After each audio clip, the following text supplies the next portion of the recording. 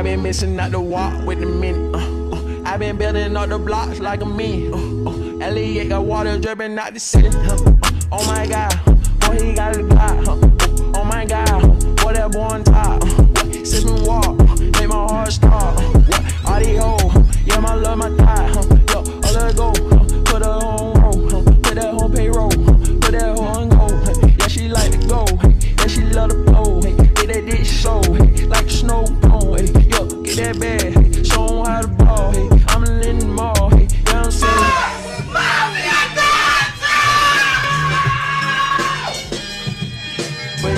Give me a minute, yeah, I need a minute, I'm in a minute, I'm in a minute, I'm gonna tell you, hey, Cardi B and Pippin, Cardi B and kick the shit in, yeah, give me a minute, yeah.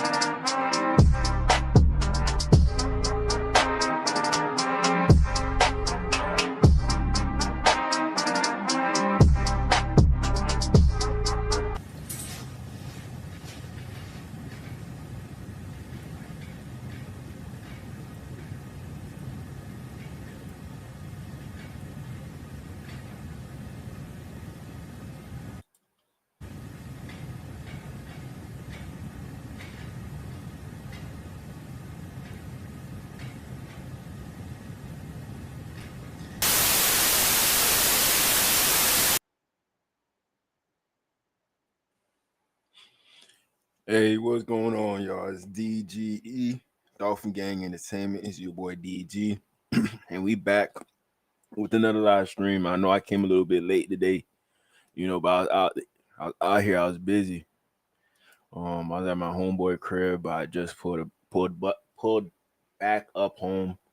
Man, we just gonna go over all the prospects that the Dolphins signed today, man.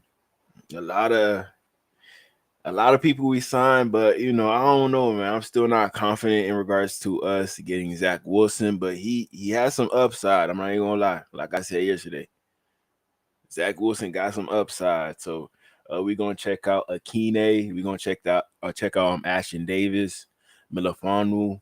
One thing they all have in common, they pretty athletic guys for their position. Ashton Davis, I'm pretty sure he has a fast 40. I think he like the 4.3s, so he's pretty fast. Milifanu, he's the brother of Obi. I don't know if y'all remember Obi, Milifanu. He had like one of the best combines of all time, but he's not in the NFL currently. Not in the NFL, man. But first person we're gonna go over is Nick Westbrook Akine. I really do like this signing right here.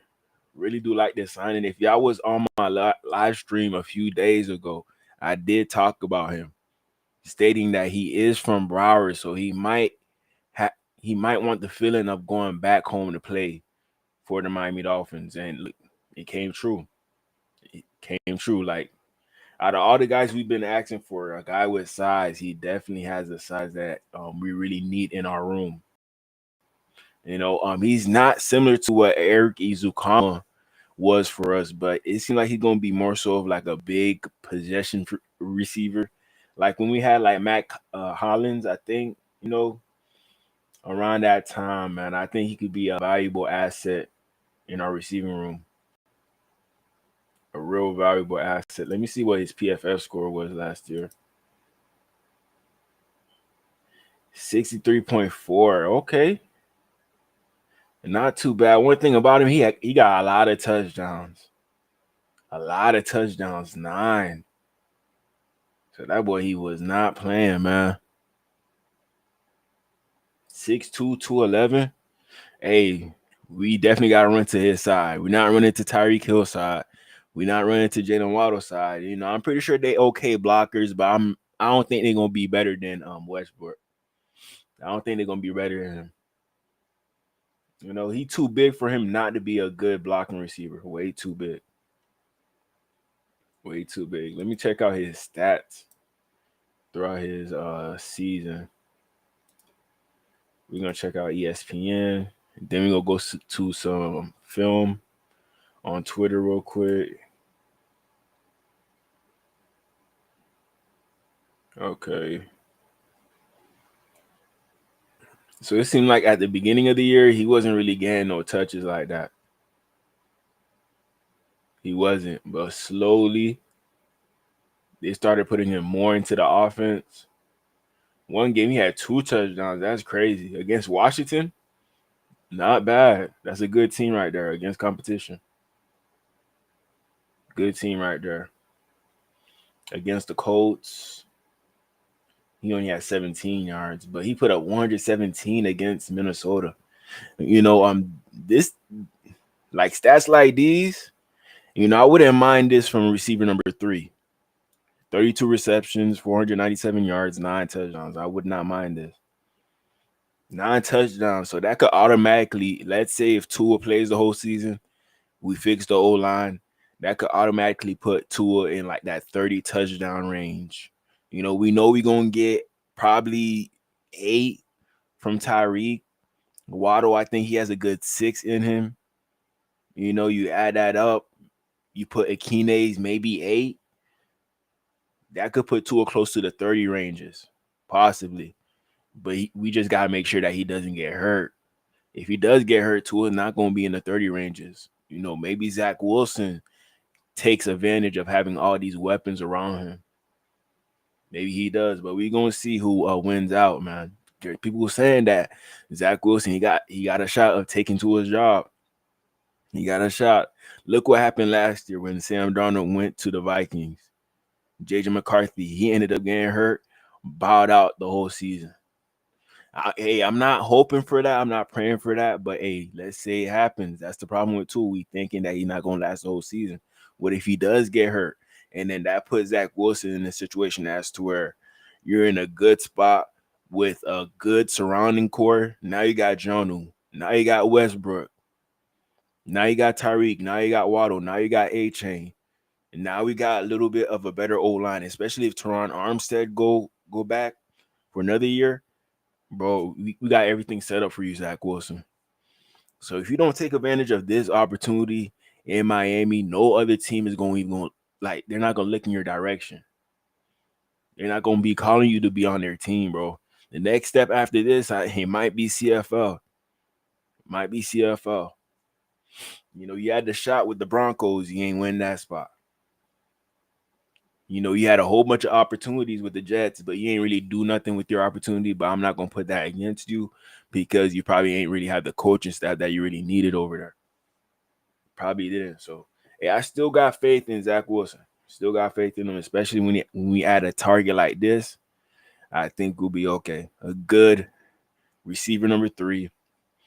Real good in the red zone. And it seems like when you get to that goal line, he's going to find a way to score for you. That's what it seemed like. Even though Tennessee Titans were bad, he produced. He got 9 touchdowns. So he was a valuable asset to the Titans. Valuable asset. And he might be a great asset to the Dolphins. So I like this signing. We ain't signing for too much. I think it's 2 years, $6.5 million. So that's not too bad, man. So, hey, Chris Grier, he pinching, but we seeing like the potential in regards to the people that he's signing. We're seeing why they're picking him up. With Nick Westbrook, Akine, he's that bigger receiver that we really want, but we're not going to blow the bag on getting one. We're not going to blow the bag on it. We say, here, take this little $3 million, and we're going to see what it do. Some games you're probably not going to get no targets. We got too much guys out there.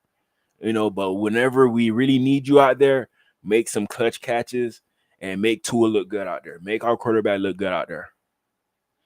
That's what we're going to want, man. So, Nick Westbrook Akine. Let's see what high school he went to. I forgot what high school. Let me see.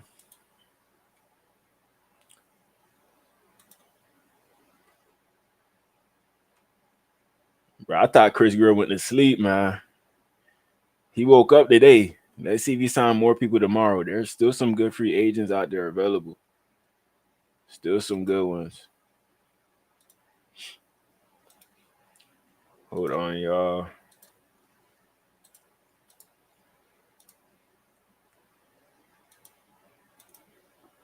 Oh, he went to Indiana University. Okay, he went to Lake Mary, Florida. That's like mid Florida, not South Florida. I could have sworn he came from Broward. I could have sworn he did. 24/7, they be lying. They definitely be lying about the height and the weight. He had Indiana, Boston College, California, FAU, and Georgia Southern. I wonder why he chose Indiana. I wonder why.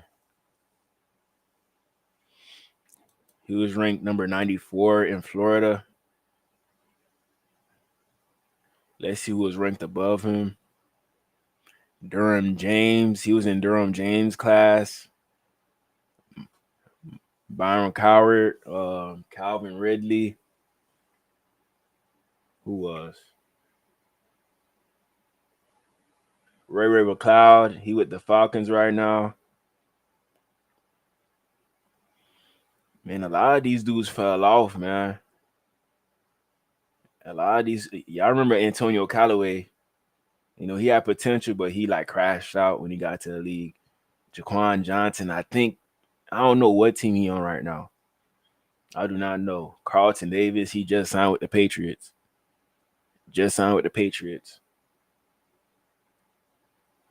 Lamar Jackson. Lamar Jackson was ranked 33. This was my class. This was my recruiting class.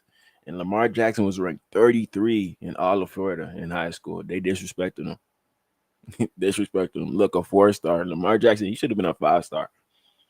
Not even ranked nationally. Not even ranked. That's crazy, bro. 24/7. Count your days.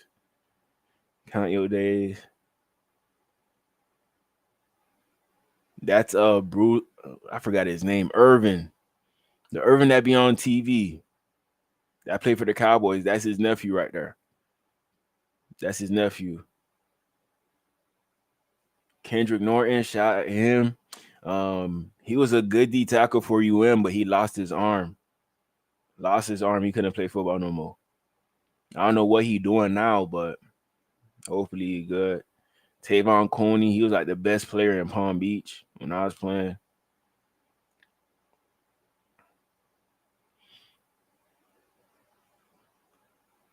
Who else do I know on this list? Anthony Jones. This is Dalvin Cook cousin. This is Dalvin Cook cousin right here. DeAndre Baker. He was the first round pick out of Georgia. But it seemed like he's not in the league no more. It don't seem like he trying. Jamel Dean, he the cornerback for the Buccaneers. Cedric Redwine used to be a Dolphin. I think he on the Cowboys right now. I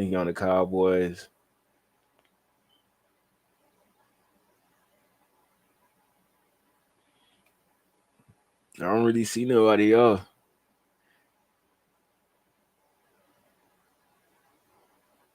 Yeah, this was a bad year, man. A bad year. And there go Nick Westbrook-Akine, ranked number 94 in all of Florida. And look, he's still only one of the few people that made it. Still only one of the few, man. So shout out to Nick Westbrook, man. Shout out to him. Let's see. We're gonna look up his combine numbers.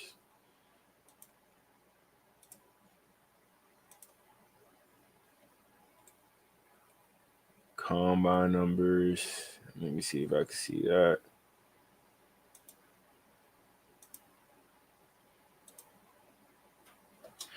They got his 40 at 4.57.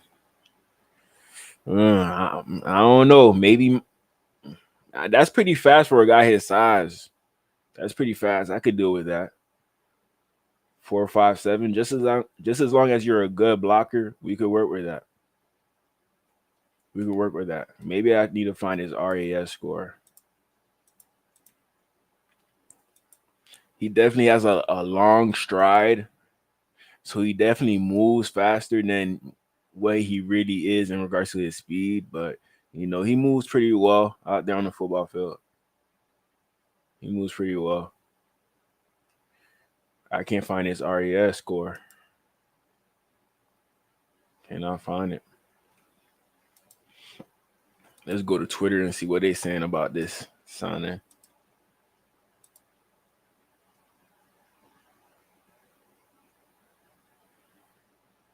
See, everybody talking about it. Nick Westbrook-Akine scored 9 touchdowns last year. I think there's a stat saying that Waddle and Tyreek only scored 8 touchdowns last year. Now we're adding Nick Westbrook-Akine. That's why I'm automatically thinking that Tua's passing touchdown is going to dramatically increase if you use Westbrook in the right way. If you use him in the wrong way, then it's probably not going to end up too well. But if you use him in the right way, a whole bunch of opportunities in the red zone. If you do betting, Nick Westbrook-Akine, he really came in clutch for me. A lot of people don't think that he's going to score because he's usually like the third receiver, but he ends up scoring a lot. And look what happened last year, 9 touchdowns. So I think that he could probably at least get 6 for the Dolphins. At least get 6.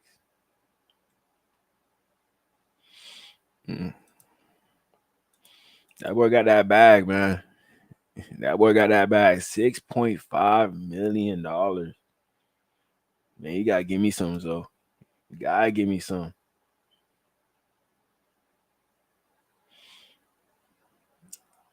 Let me see. Let me see if I can find some clips of him. Some safe clips.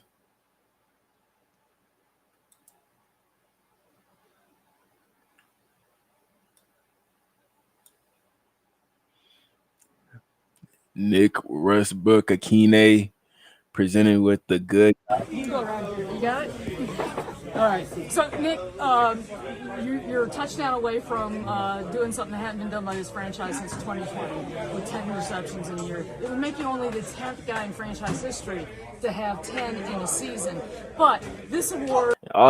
Come on, man. They should have let him get that 10. He only got 9. Tennessee, y'all wrong for that, man. Y'all wrong. Is from the Pro Football Writers Nashville chapter, named in the honor of Eddie George for being our media good guy. You talked to us all throughout the season. Whenever we've come asking, you've been available to talk to us, and because of that, we want to express our appreciation. And we know that it's not easy always talking to us. There's days, particularly in a season like this, where it's challenging, and we just want to say thank you. And she basically just said they were sorry this year, so she's surprised that he's even talking to her right now. That's what she's saying. For you this, thank you so much. In honor of taking time to help us explain the game to fans and to the people who root for this team. Thank you so much. I appreciate all y'all, even in the good and the bad. I just try to be available, try to be myself. So thank you. Yeah, shout out to him, man. He seemed like a likable guy, man. A likable guy. You see him at a grocery store. He not gonna like throw you the side eye. He seemed like a real genuine guy. He signed a real humble deal. 2 years, 6.5 mil. We're not expecting too much from him, but he could capitalize off this deal and show us that he's really like that based off the 9 touchdowns that he got last year. He could do that. Ooh, okay, that boy, he quick. Okay. That boy taking ankles. I love that right there. He could move real well for a big guy. I'm not gonna lie.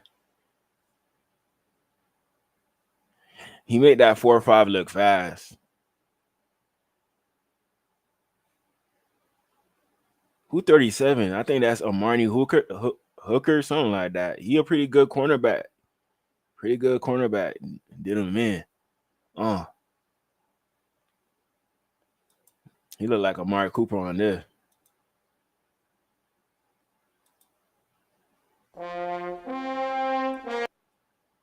And that copyright, my bad, y'all.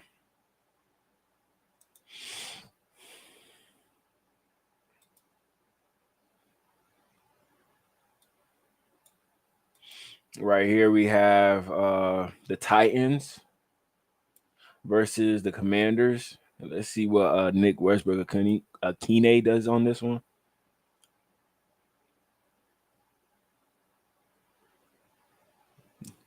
Well, who number 0? He just bullying him.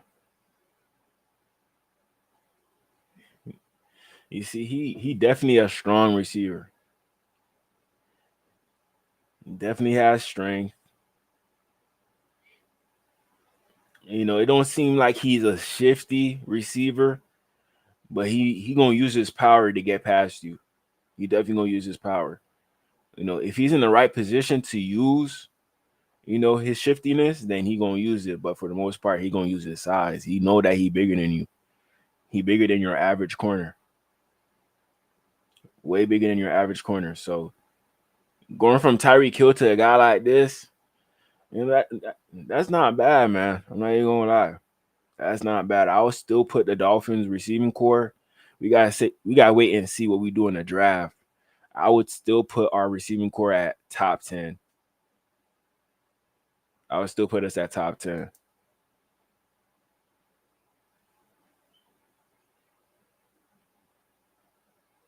Let me see what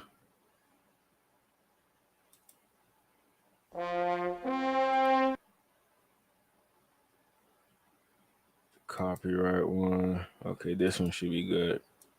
Right here we got another route. This is him versus our old.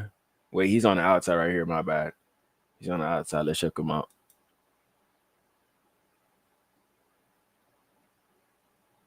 Easy money touchdown. All you gotta do is be accurate, bro. Just because he's tall, don't mean that you're just gonna be going and throwing like jump balls to him. Don't do that to him. Please do not do that.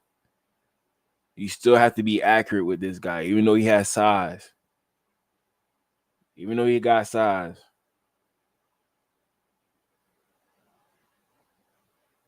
But that's a pretty good ball. Who was that? Will Levis? I think Will Levis threw that ball right there. Yeah, that's a pretty good ball right there, man. Pretty good ball.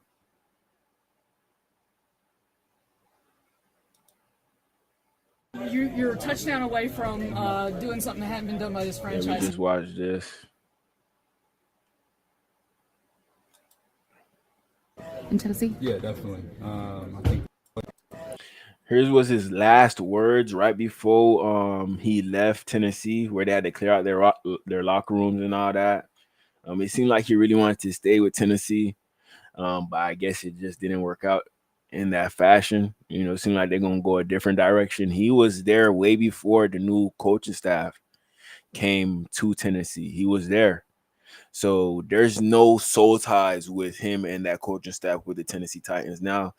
And that's why I think they're so willing to let him go. If they still had the previous coaching staff with the Titans, then I think it'll be a whole different story. He probably would still be a Titan at this moment, but it just seems like Brian Callahan, he's going to try to bring in his own talent, his own quarterback. He's just going to turn everything around.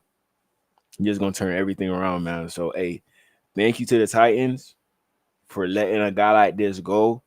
You know, he really came on strong. He grew with the Titans. Now he could grow more with the Dolphins.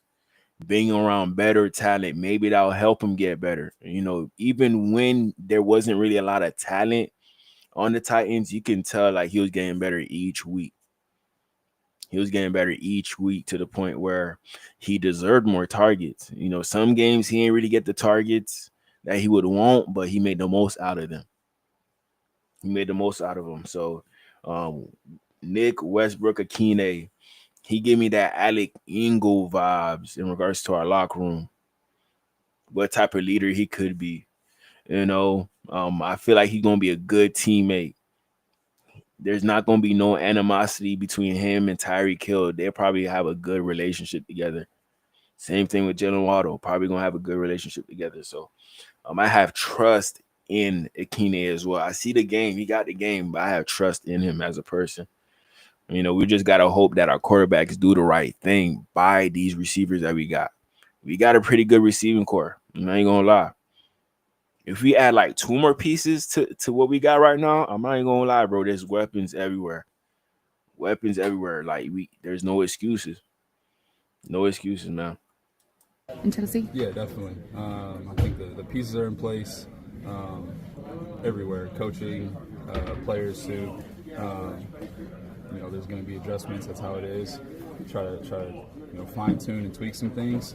But I think the systems there, the frameworks there, to get it done. Nick, with your contract, refreshed, but you're in a different position going into this offseason than you've probably ever been before. Yeah. Is that exciting, or how do you approach it, and how does this place sort of do pretty well fit into maybe potential plans?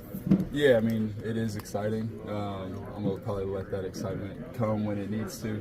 Right now, it's going to enjoy the time with family, get some rest, some recovery. I've been joking around. My wife's been joking around. Her off-season starts now. My regular season starts now, taking the night shift and all that.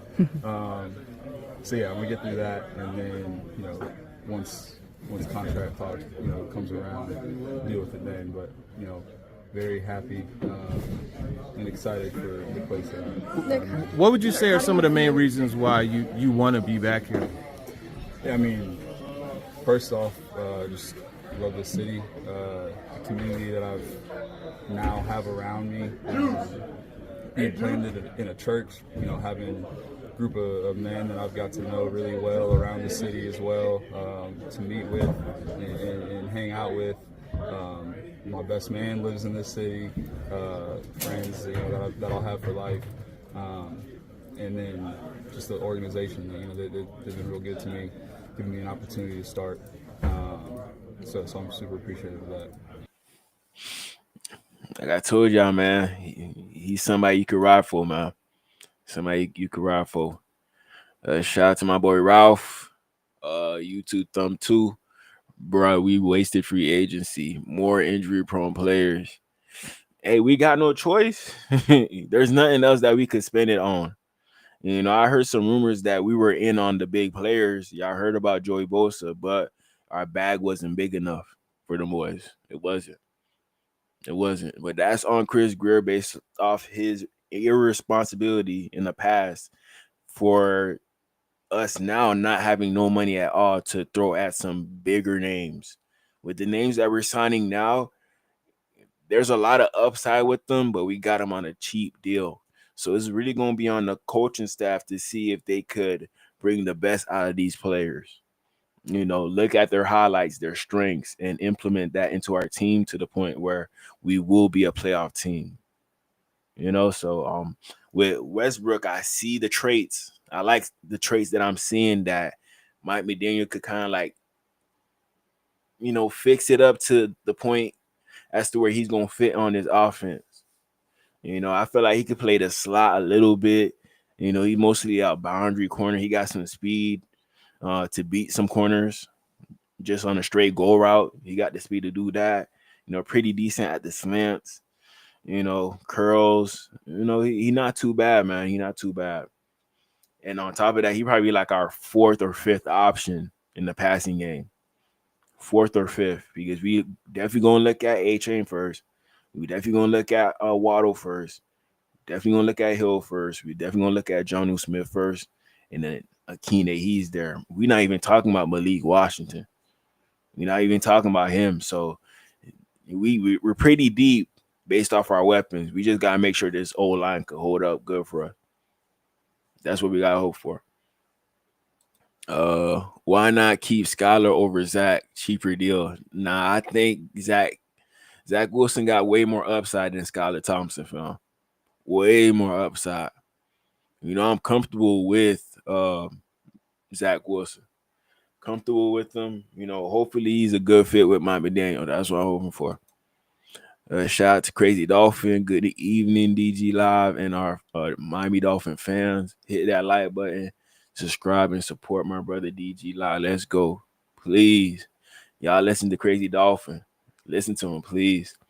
What's up, broski? Agree DGLivee with Zach Wilson. Need to succeed as a Miami Dolphin. We got everything around you.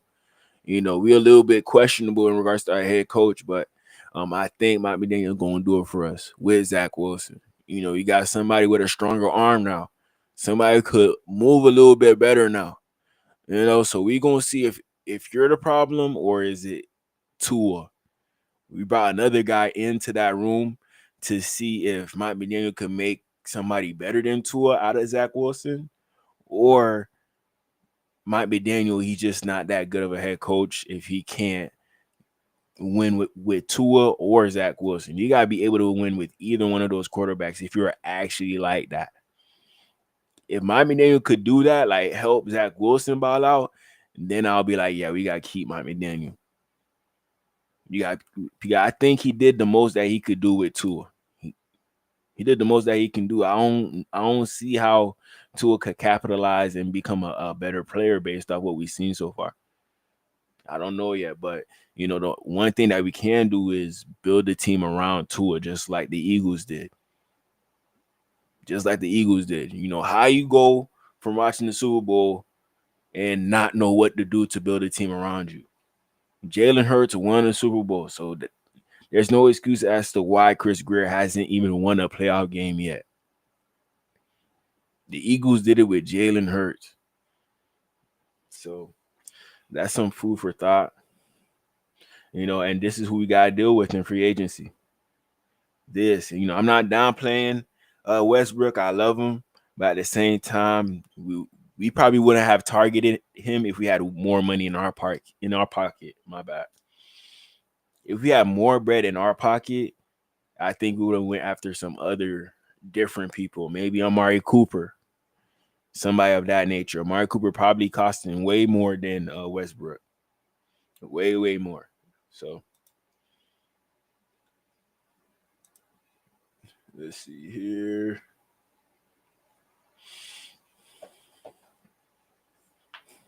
I would say his best man stay in Tennessee. His best man.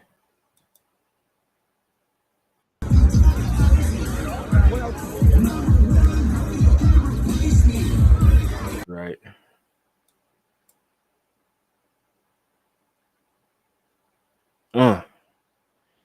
That was a good route run. I'm not gonna lie. He crisp with the routes. Oh my God. If we do the right things with Westbrook, man, it's over. It's over.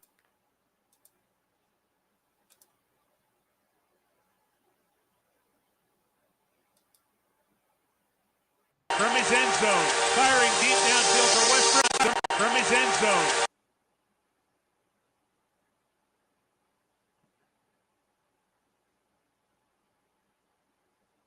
That boy lit. But you gotta think about it. He out there making Will Levis look good.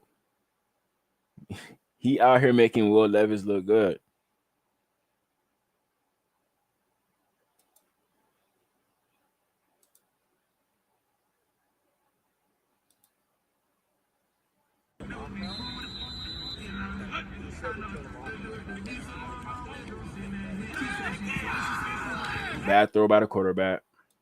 Bad throw. We definitely don't need that right there, too. We definitely don't need that.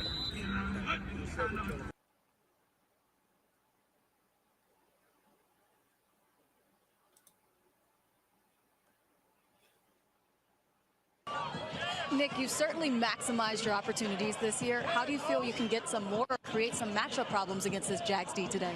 Yeah, I think we got a great game plan. I think as long as we play as a connected team on offense, really all three phases of the ball. That's wild, bro. 20 receptions, 8 touchdowns.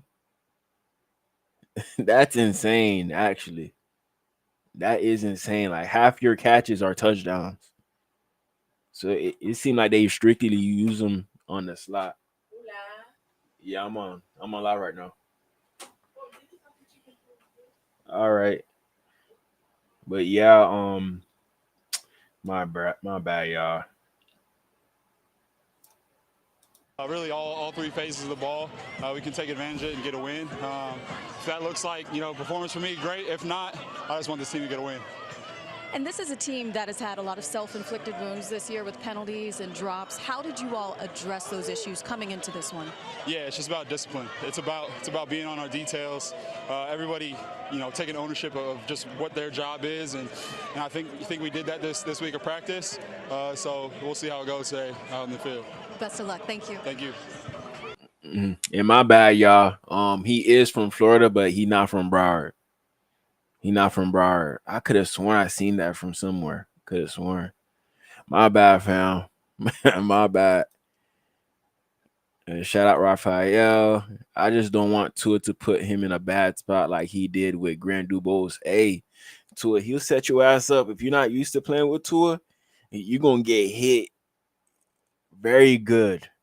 Very good. I noticed that about receivers that first come in the game with Tua. They're the ones who usually get hit because they're having a hard time finding that spot that is required with our offense. So unless you don't get a lot of reps in with Tua before the season, you're going to be in for a rough one. So Nick Westbrook signing now should be a good situation as to where he could get things rolling with Tua and Zach Wilson. It don't even matter. I wonder who Zach Wilson gonna hang out with in the locker room. I wonder who. Imagine if we got DK. Man, that was gonna take a second round pick to get DK. Second round pick, he will be worth it, but where we gonna find the money to pay DK because they signed him to an extension as well. But I would have loved DK. DK like a bigger version of Tyreek Hill, pretty much. A bigger version. And you could get the size and the speed mixed into one player. So that's why a player like DK would be a perfect fit to have that size out there that we really need and that speed that we already do have with Waddle and Tyreek. So DK, he should do his thing with the Steelers, most definitely. It seems like Aaron Rodgers, he's probably going to close in on that deal with them. I'm hearing Russell Wilson, he's going to take a little visit to the Giants. That's what I'm hearing. But we're going to see. But as for the Dolphins, today I give us like a B- with the signings, a B-, C+.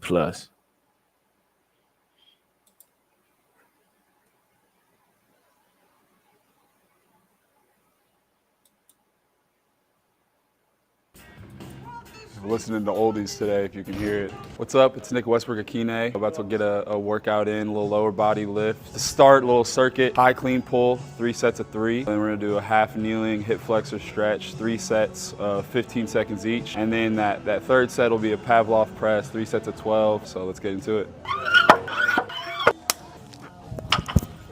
Okay, working on that explosion. Okay. All right, so right here, we're just trying to open up the hip flexors, kind of going with that high pull. You're really using those hip flexors a lot, so you're going the opposite way, trying to open it up so that you're explosive when you're actually doing the lift. A couple coaching points here, really just trying to keep that core engaged and not let your body move too much. Trying to keep my arms as stable as possible, not moving too much.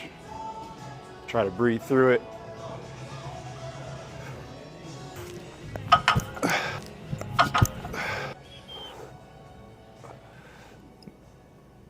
All right, just finished up that first superset. Now we're going to the second one. Set of 3 different exercises. So the first one will be some heavy goblet squat, stability ball, hamstring curl, and then the last one will be just a lat pull down. I'll kind of go through each one. Coach, this gotta be just for a commercial. Gotta be just for a commercial, man. Gotta be.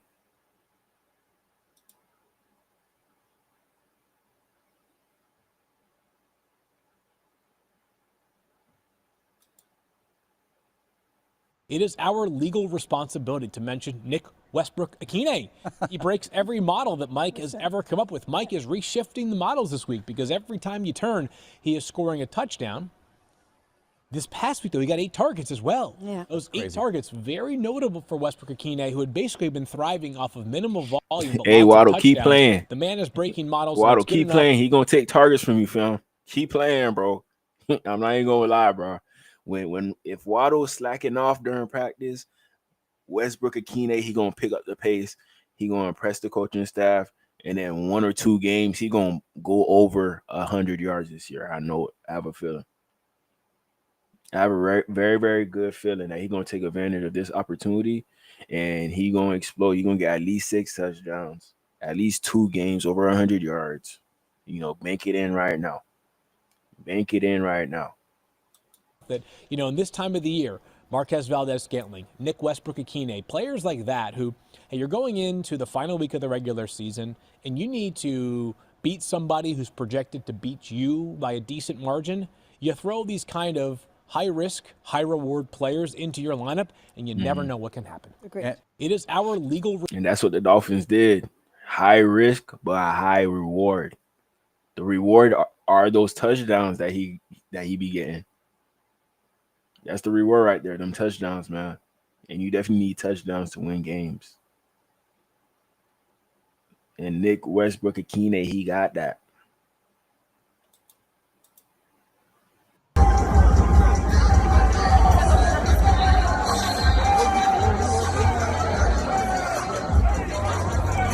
I don't see him anywhere here. We're going to go to that boy Instagram. I don't really be going to people's Instagram, but we're going to go to his Instagram tonight. You know, we got time tonight. We got time. We got time tonight. You see, this is what I was talking about. Nick Westbrook-Akine, 9 touchdowns. All of Miami wide receivers touchdowns in 2024, 8. Not even just Tyreek Hill and Waddle, all the receivers.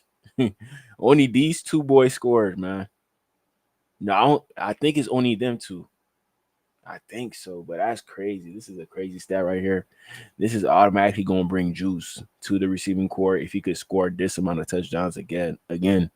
At least close 6. I could take 6 from him. I wouldn't mind 6 from him. But Waddle and Tyreek, y'all boys got to do better. This cannot be a stat right here. This cannot be a real stat, bro, to be honest. But let's search up Nick Westbrook-Akine. I don't think he got an Instagram, don't he? I don't think so.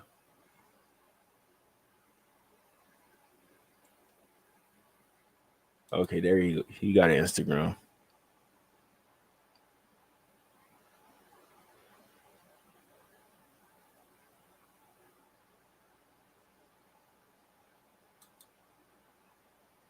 Okay.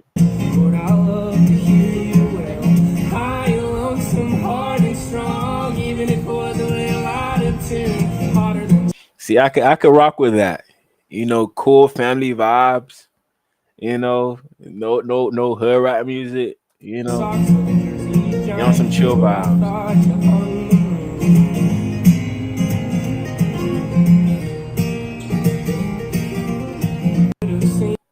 But congrats to fam. Signing with the Dolphins, got a new baby too.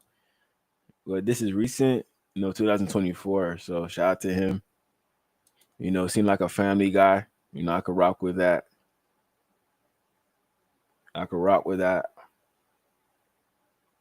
Bro, I thought this was Josh Allen. Man.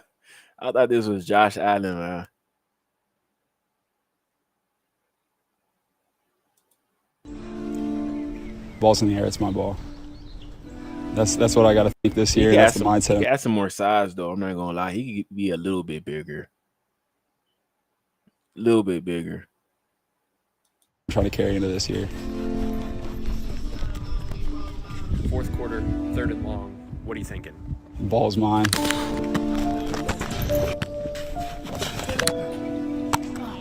Preparation breeds confidence.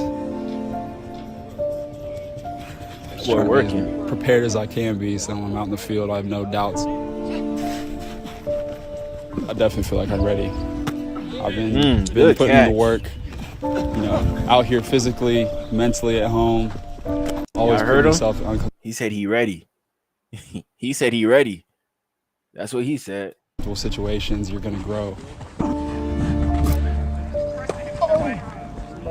I feel like you just got to find something deep inside. You know your why, whatever it is. Just know that there's a reason why you're working hard and there's a reason why you're out there playing. Just try to get as much work as I can so that when I do, get put in that furnace and that fire gets turned on, I don't melt away. I stay right there.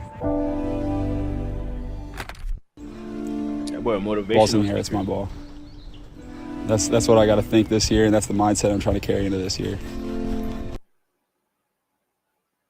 Very inspirational. I got a wire. Oh, you mic'd up. Oh, they got Nick mic'd up. I'm the feds today. All right. Make sure you know. Media is going to be disappointed. I don't really have much to say. I'll make some weird noises for you. I'm at the top of my route, but that's about it.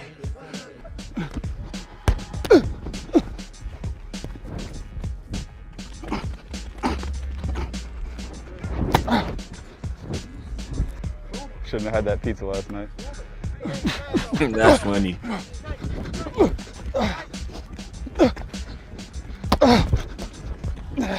He moving for 6'2". That's not bad. For 6'2", that's not bad, man. That is not bad, man.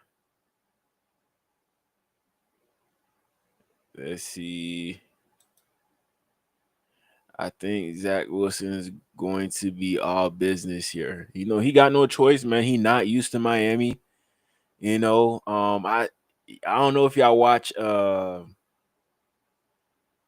Shannon Sharp show with Ocho.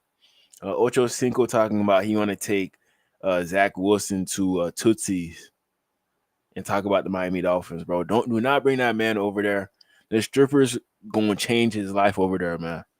Do not put a stripper on Zach Wilson, bro. He gonna be traumatized. That's not Zach Wilson's style. Zach Wilson, he probably gonna be at the museums in Miami.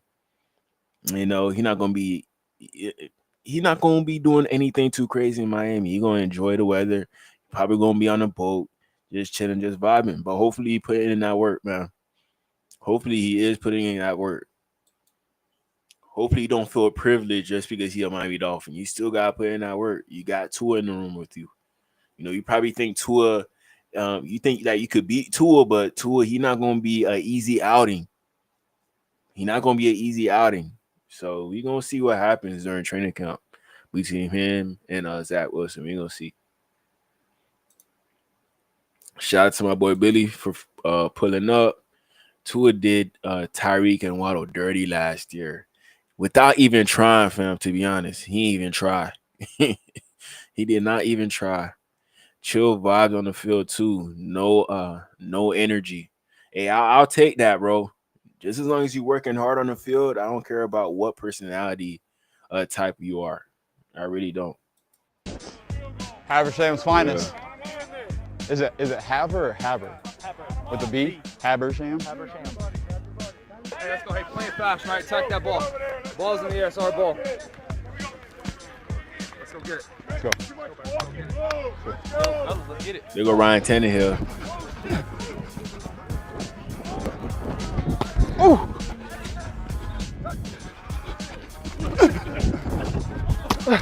Oh! Go block, Mace. Appreciate it, Mace. Okay. Don't eat pizza the day before practice. Word to the wise. Okay. Oh, yeah. There you go, Dez. Good first day, but I gotta make sure you young guys understand what it's gonna take, man. What it's gonna take. Wide outs on 3. 1, 2, 3. Wide outs. I don't know. Based off his personality, y'all think he gonna fit in with our receiving core? And I think he's gonna fit in perfectly fine, just like Cedric Wilson fit in. Who else I could use as an example? Odell. I don't think Odell really fit in with our receiving core. He didn't. He should have. Waddle, Tyreek. They kind of live like similar lifestyles, but I feel like with Nick Westbrook-Akine, he don't live that lifestyle that Tyreek may live, or Waddle. I feel like them two boys, they're more lit than Westbrook-Akine. Akine gonna be family and business. That's it. Family and business.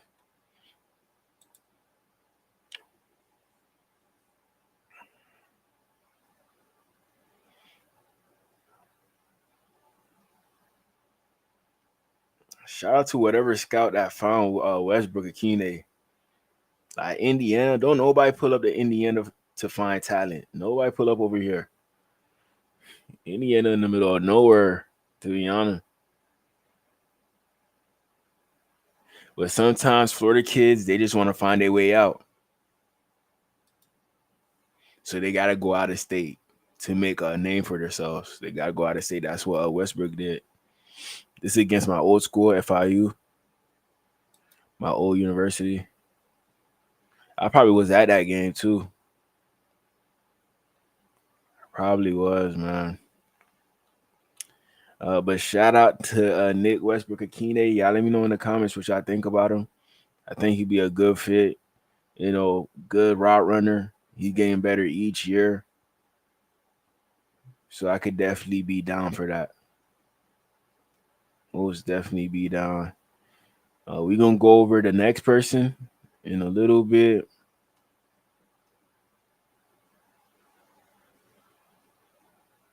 See if there's anything I can react to.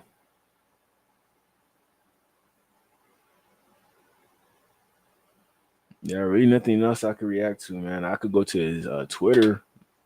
Yeah, maybe I could find something on Twitter. Does he have a Twitter page? I gotta search that up real quick.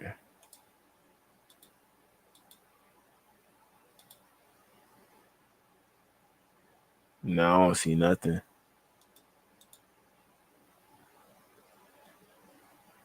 I could have sworn he got a Twitter.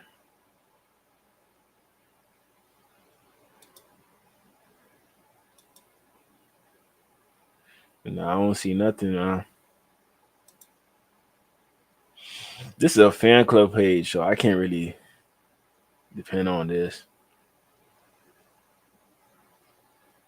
Can't really depend on this, but hey, we just gonna go to the next person. Ashton Davis, out of Cal, 6'1", 6 foot, 200 pounds, 210 pounds. And, you know, was not thinking about a guy like this being a person that the Dolphins would sign, but based off the amount of money that we giving him, it makes sense. It makes sense. You know, in regards to the important traits that you really want from your safety, he has that. He has that. Like the one thing everybody want their safety to have is speed. And Ashton Davis, he's probably a top 10 in regards to speed as safeties in the whole NFL. So he's definitely a combine warrior. I'm gonna put that up real quick to see what numbers he put up when he was coming out of Cal. I don't know if this solves our safety issue that we're currently having right now. You know, Javon Holland, shout out to him. He signed with the Giants. So this is the Javon Holland replacement right here. The Javon Holland replacement. This is what you could do, Chris Grier. This is the best that you can do. This is the best. You know, they don't have his RAS numbers, but they got 14 on the bench press. 14 on the bench press. I probably got to look up his pro day. We're going to try to find his pro day. See how he looked.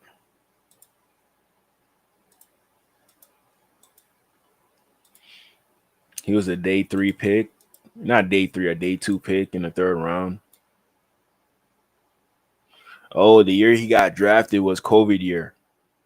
So he didn't really get to perform in the combine. They shut it down.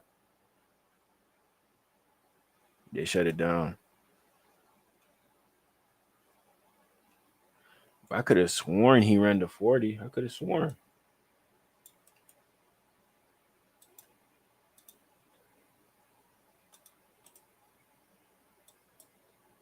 Okay.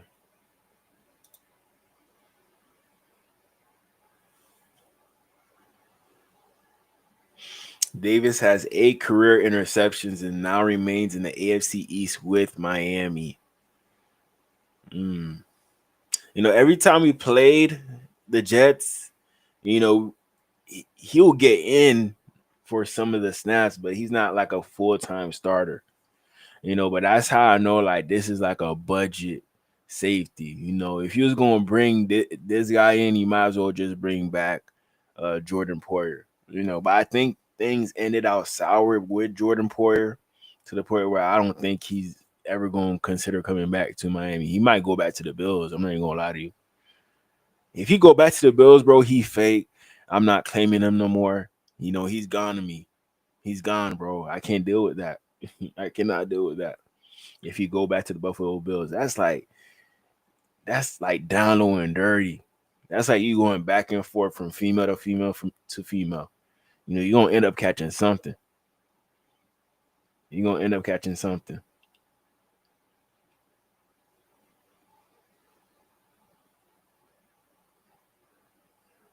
I'm going to get copyright for that film. I'm not going to get copyright from this. Where is Davis? I don't see him.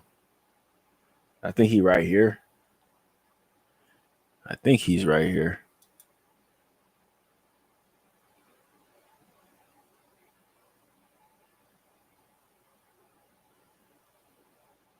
Okay, he's right here.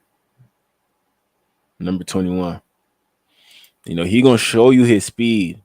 Look how fast he get to DK on this one. DK, he a fast receiver as well. He got Sauce Gardner on him. With the receiver like DK, you want to make sure you got some cushion up top, just in case if he takes the top off the defense. You want to make sure that you got a fast safety.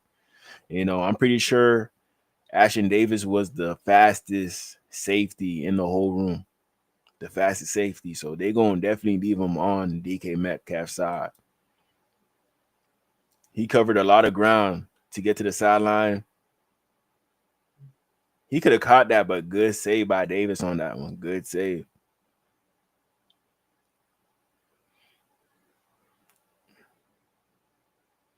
Like with me, my safeties, they got to have some type of speed.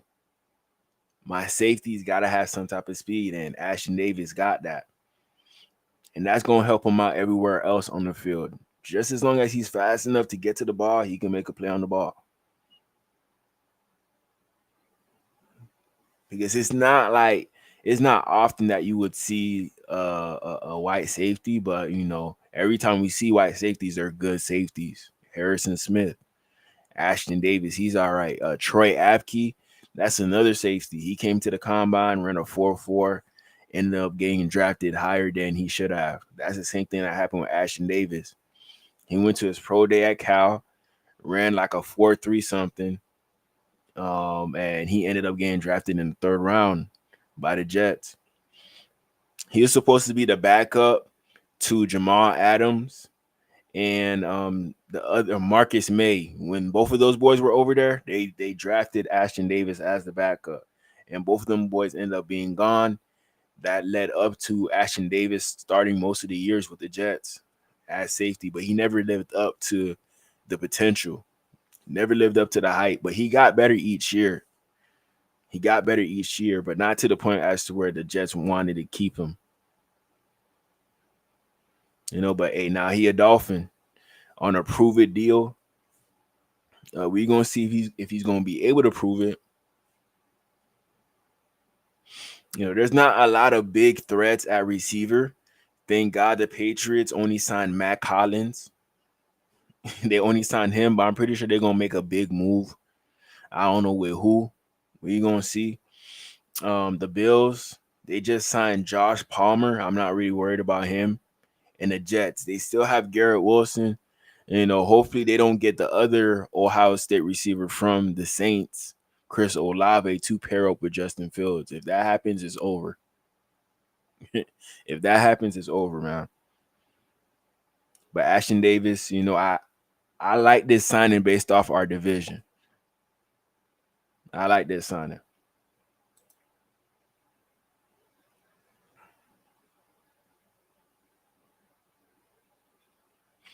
He had 8 interceptions.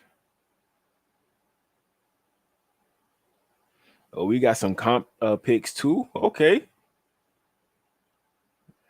I'm definitely feeling this. Most definitely. Yeah, I mean, y'all let me know how y'all feel about Ashton Davis. I know a lot of y'all probably not gonna like this pickup right here, but When he was coming out the draft, I really liked him because I knew like he'll be a rangy safety. With him, you don't really want to see him in the box. He showed some signs that he could play in the box, but you'd rather keep him there deep, and then you let all the other safeties do the talking. So I'm pretty sure we're going to get another safety, but more on that bigger physical side. Like, if we could find a way to get Malachi Starks in the second round and pair him up with Ashton Davis, that's going to make Ashton Davis look that much better on this defense. He's going to look that much better on this defense. But if you don't get nobody to pair up with Ashton Davis and he ends up being the best safety on our team when the season starts, it's over. I'm sorry. I can't rock with that. Cannot rock with that. Ashton Davis, he puts a Band-Aid on a cut, but you're still bleeding. You still need more help. That's how I feel about this signing. But it's not a bad signing. At least you try to get protection. At least you tried. At least you know that all we have is Patrick McMorris in our safety room. At least y'all know that. Right here, we have a little run play against the Falcons. We got Ashton Davis right here on the outside. And let's see how good of a tackler he is. Let's see. Oh, good job. Oh, okay. Oh, I'm going to get copyright for that right there. Okay. Look what he did. He with the tight end right here. He just going to drive the tight end back. He's not even going to look for the ball. He know he going to mess up the play. Tackle the tight end and Bijan. That's wild. See, a lot of people not even tackling Bijan. By them, like one-on-one with Bijan, they not tackling him. Ashton Davis, he taking a tight end with him to tackle the running back. That's impressive right there. That's impressive. Let me see. Let me read all of Billy's comments. Tua is not going to see dude on the field. We gonna see. He gained that weight. He trying to be healthy again, ain't it?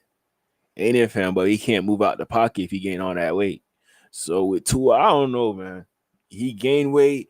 It's a good thing, but it's a bad thing. He lose weight. It's a good thing, but it's a bad thing. I don't know which side to choose now.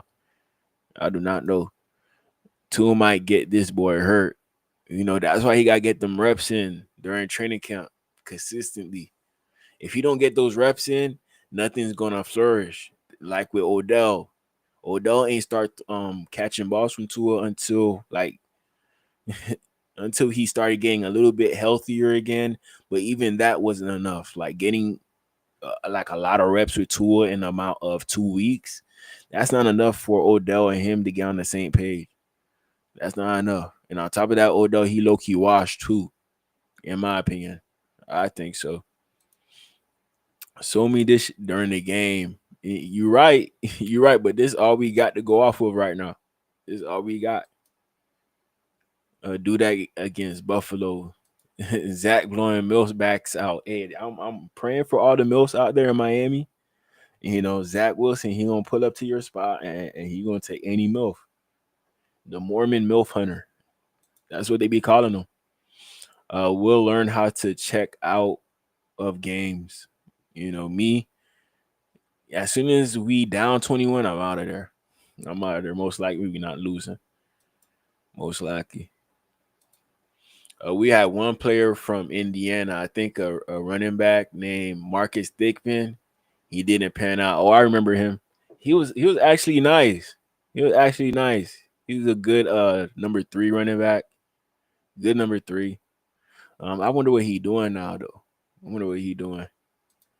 We are drafting safety and D tackle for pick 13 and a second round pick.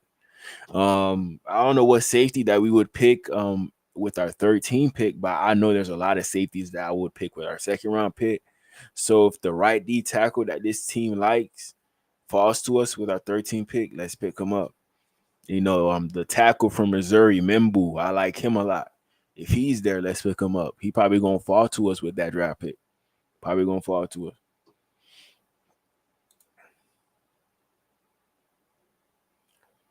Let's see some other Other plays. Oh, yeah, this is the Bijan play. Who's 46? I don't know who 46 is.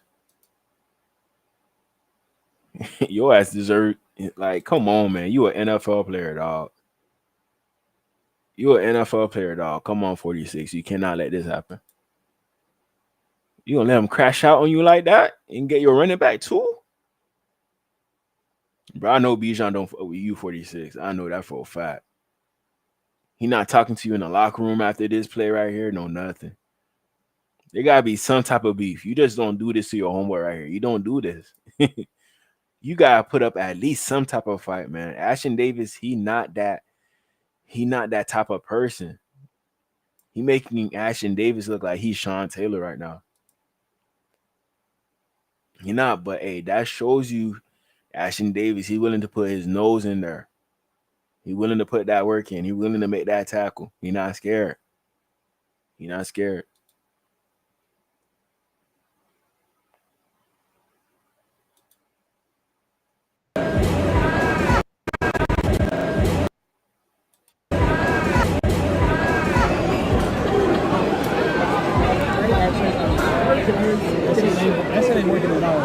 I don't know what happened on that play.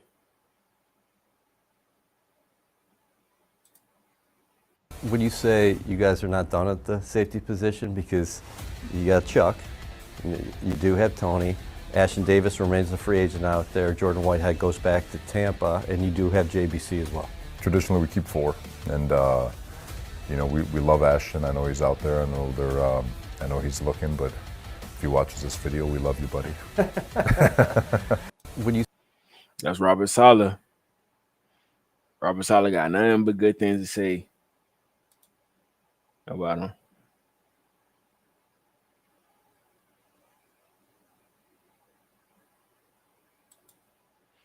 Here goes Ashton Davis on special teams.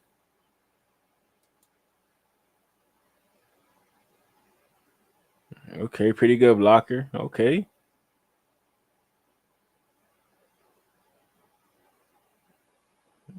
Okay. Good plays by the special team. Good plays.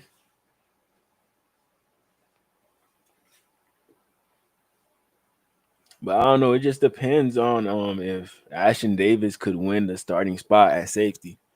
If he could win that starting spot at safety, he not gonna have to worry about playing special teams. He gonna be good. He gonna be good. But it's nice to know that he could play some special teams if need be. If we end up finding 2 starting safeties, you know, whatchamacallit, Ashton Davis, he gonna have to ride the bench, to be honest. He gonna have to ride a bench.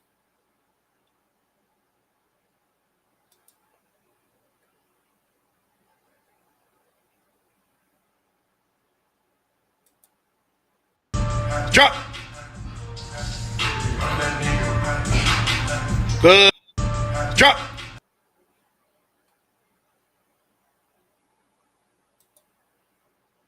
Ashton, what was the message after a game like tonight? We just gotta watch the tape, learn from it, move on, and get ready. It's a short week, so got another opponent, divisional opponent coming into our house, so gotta prepare for that. How frustrating is a loss like this, especially a team that you beat in week 1? Yeah, and I mean, any loss is frustrating, especially to come out like we did tonight. Every phase, you know, give them credit. They punched us in the mouth in all phases, and we got to, like I said, put the tape to bed and move on quick. What was the difference you saw in week 1, Josh Allen, this Bills offense, to this week? I mean, they made plays. We didn't play to our standard, and they made plays, so that's really all I got for you. You had the interception. Talk about that. Positives. Saw the ball, caught the ball, tried to score, didn't score. So got to be better. I like that response, man. He ain't get big headed when he made that play. He's still humbled, even though the team lost. He's still not worried about his self accolades. He still knows that the team lost, man. So I could ride for a guy like this. I could definitely ride for a guy like this. Offense makes a quarterback change. Does that affect the defense at all? Does that kind of give a spark Say it again. I'm sorry. When the offense changes quarterbacks, when they went from Zach to Tim Boyle, does that change? Is there a spark? Didn't even notice. Like, I mean, I noticed once it happened, but no, it's. I mean, we trust whoever's in there. We trust that they're going to get the job done. And like I said, we just got to play to our standard on defense. We didn't do that tonight. That boy, you were hot.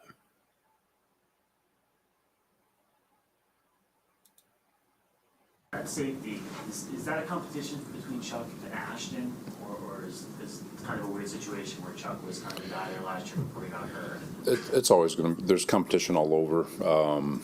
You know, it's with Ashton coming back. He's proven he's a ball hawk in this defense. He knows the defense. Chuck, obviously, he's got tremendous experience, and we love him. We love them both. And obviously, Chuck's coming off the injury, so it is an open. That entire safety room is open. Is Chuck full go right now? Yes. At safety, is that a competition between Chuck and Ashton, or is it kind of a weird situation where Chuck was kind of the guy there last year before he got hurt?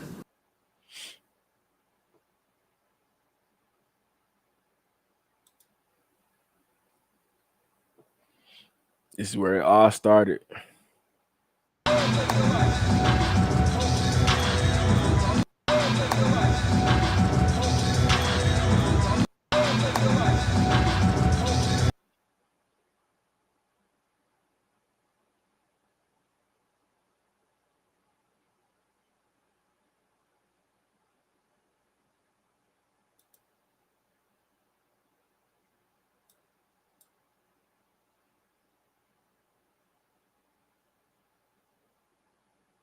Yeah, that boy, he crashed out on this one.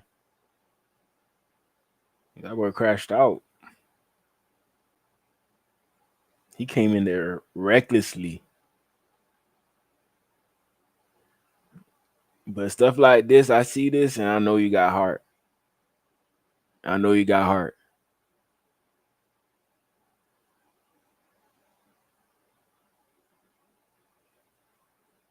You know, but like I said, I'd rather see him on the back end rather than him doing this. You know, I'd rather see Patrick McMorris going in on plays like this. We've seen what Patrick McMorris could do. You know, he showed us some flashes last year. I think Patrick McMorris, he going to get his fair opportunity. He going to get a fair shot, man. He definitely going to get a fair shot. So right now, our starting safeties, Ashton Davis, Patrick McMorris. Yeah, it don't seem too bad.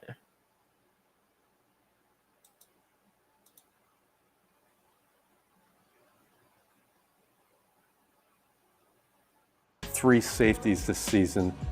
How cool is that teach tape going to be on the latest safety where Quinnen's in there in the backfield in no time, and Ashton Davis made a play of a career right there. Heck yeah. Ashton, it's funny, all he does is find the ball, right? He's kind of been, I don't want to say a rut, but he's been a valuable, very underrated piece to this defense. And the way he goes about his business, the way he works, that play kind of embodies everything. That play went viral, bitch. Yeah, this is a dog play right here. I'm not going to lie. This is impressive. You doing this to a grown-ass man. Straight on your back, bro. If I was Bijan, I'm blocking you right after the game, dog. You're not seeing me no more. You are not seeing me, man. For real.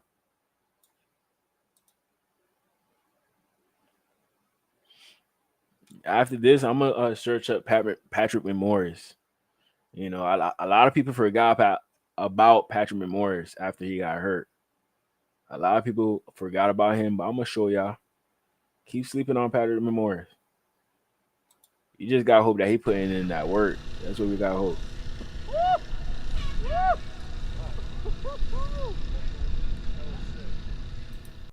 That boy athletic.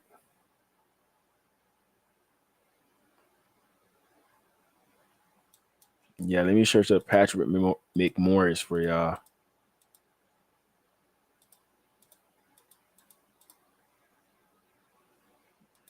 McMorris, okay.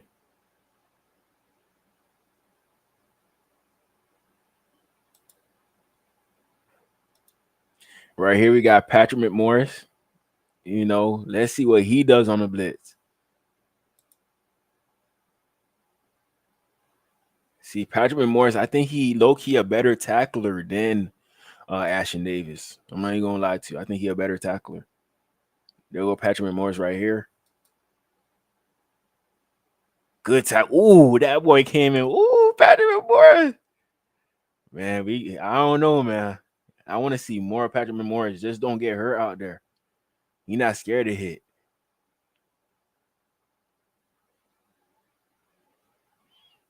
I'd be surprised if Patrick McMorris don't make the team. He got to make the 53, but he just gonna have to show the coaching staff during training camp that he's worthy of a 53-man roster spot. You know, as of right now, we only signed Ashton Davis, the Melifanu kid. He's coming up next. We're gonna talk about him. He could play safety as well, but he's more so of a cornerback. More so of a cornerback. But good job by Patrick McMorris. All I'm saying is keep on sleeping on Patrick McMorris, bro. I don't care that this is the preseason. I do not care. That boy impressed me.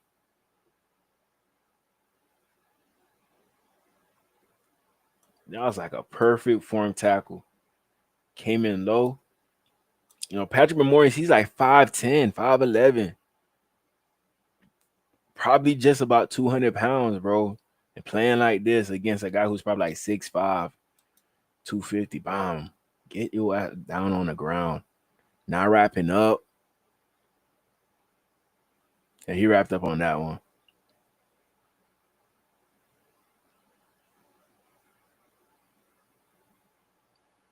You see, he's showing that he got coverage ability, tackling ability. He got everything, man.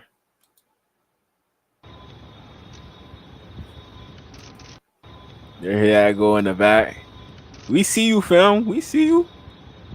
You know, everybody doubted you when we picked you up. Everybody doubted you, but you know, you got the perfect opportunity with Javon Holland. He gone. Jordan Poyer, he gone.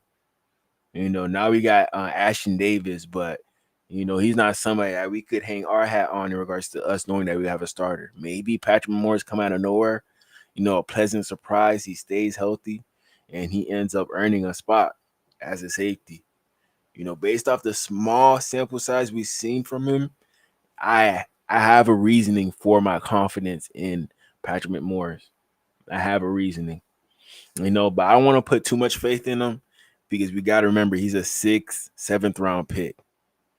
So you can't really put that much faith in picks like that, but you know, based off what he showed us, I don't know, man. Patrick McMorris, keep a lookout. I'm definitely gonna be watching him during training camp. Definitely gonna be watching. That's the only game he played. He played some against the Commanders. Yeah, he's right here, right here. Yeah, he's right here. Good job hitting that ball out. See, good reaction time. You know, Patrick McMorris, he's not that fast either. He's not that fast, but pretty smart play right here.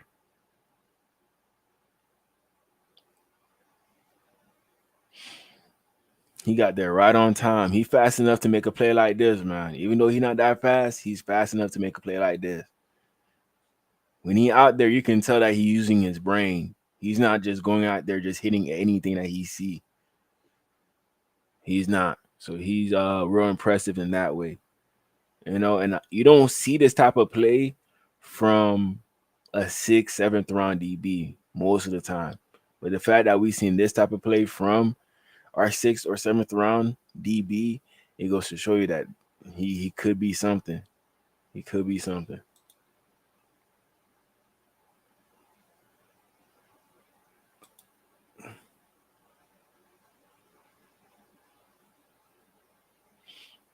How you doing, man? It's Chris Grier from the Dolphins. How you doing? Come on down. How do you feel about coming to South Florida? I'd love to. All right, we're on the clock now, man. Congrats, you're a Dolphin. Thank you. Appreciate it. Hey, we're excited for you. Our coaches have been, defensive staff has been all over Coach and I right now to get you here. So We're excited for it. It's a great opportunity for you, and we know you'll come in and work. And so, congrats, man. Okay. Who's on the phone here? Who do I got? McMorris, Patrick. McMorris Patrick. Oh, Yeah, he said his last name first, bro. That's how you know he a well-raised kid. I like that right there. Dolphins player, man. Congratulations, bro. Yeah. Yes, sir. It's a cool day, man. It's a new beginning or a new chapter. Celebrate. This is an awesome moment that you've earned. Help us win some football games. We're gonna see if he could do that this year. We're gonna see.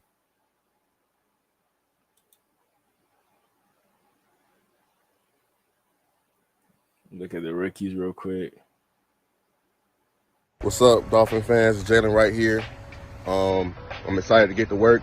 Y'all got a dog in y'all hands, and you know what I'm saying, it's up now. So go fans. What's good, everybody? It's Malik Washington, wide receiver. So excited, so blessed to be in this position, so blessed to be a part of 305. Can't wait to get down there and get straight to work. Fins up, baby. Hello, Dolphins Nation. It's Mohamed Kamara here. Just want to say thank you for allowing me to be a part of this great organization. Let's win some football games. What's up, Dolphin fans? Tyler Washington here. I'm extremely excited, to be a part of it. This pick get me mad right here, dog. This is the pick that get me hot, bro. We could have got Milton Williams with this pick right here. Milton Williams, bro. But we decided to double down at receiver. We didn't even see Taj Washington all year last year. It was a waste of a draft pick, bro. Hey, Chris Grier, you cannot afford this to happen again. You cannot afford it. Like literally, you cannot. Like, this could make or break your team. Imagine if Joe Milton is what we needed all along to make it far. Boom. That's another 5 years on Chris Grier's time being a Dolphin. That's another 3 years on Mike McDaniel's time being a Dolphin. Just because them boys hit off the right picks, man. I don't know why they doubled down at receiver when we had Tyreek Hill and Waddle. I do not know why. This team, I can't wait to be in Miami. Hey, Dolphin fans, I can't wait to get to work. What's up? See, that's my problem with Patrick Morris, but he a dog though. Sometimes the people who don't say too much are the ones that you really gotta worry about. Patrick Morris, he one of them people. Hey, Dolphin fans, I can't wait to get to work. What's up? That's all he said. That's all he wrote. And he definitely proved it on the football field when I see him play. Most definitely.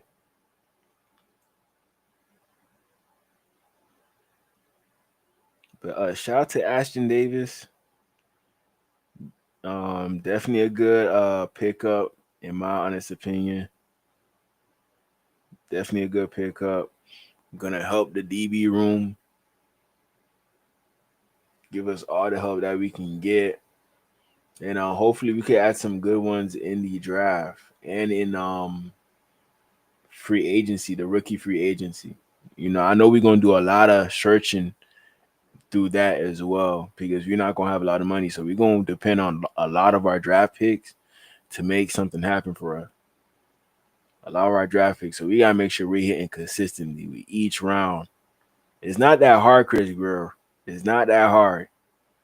You don't have to outsmart the whole league. Sometimes you try to outsmart the whole league and you end up picking the worst player, even though you were so confident that player is going to work.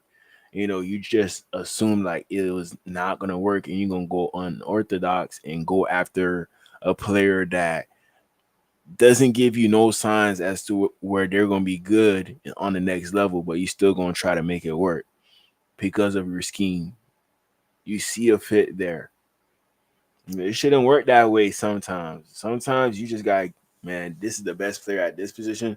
Let's put him in on this offense and let's cater everything around him. We did that with Tua already, but we're seeing that it's on a limited basis against good teams as well. He can't pull it off. He cannot pull it off. So one thing about Patrick Morris, a horrible not PFF, RAS score, horrible. 31-inch vertical. That boy cannot jump high. A broad jump 9 feet. There's people doing 11 People 260, 280 doing 11, and he doing 9 feet. Height 6 foot. I don't know if this is 1 inch. I'm not too sure. 207 pounds, man. Look, non-accountable. NA. That's all they say. NA. So he had a horrible combine showing. You know, that kind of like enticed me in regards to saying like he's not the one. He not gonna be nothing. He not, but he showed me a lot. He showed me a lot to the point where I can't give up on him. I cannot give up on Patrick Moore. I can't. Let's look at the Instagrams. We're gonna look at Ashton Davis first, Instagram. See what he got going on. Then after these, I'm gonna do the Milifanu kid, and then I'm just gonna scroll through all the other news that happened today on Twitter. That's what I'm gonna do.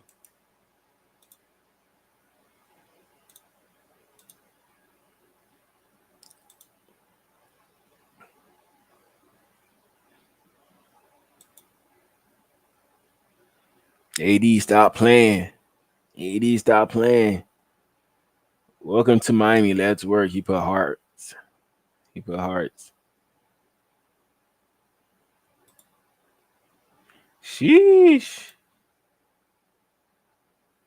Out the way, Key. Congrats, brother. Go be great.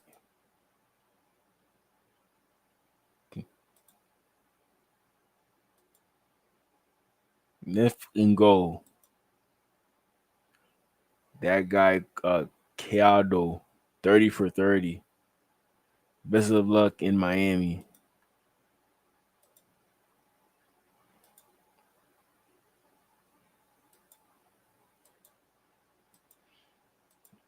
He just reposting a lot of stuff.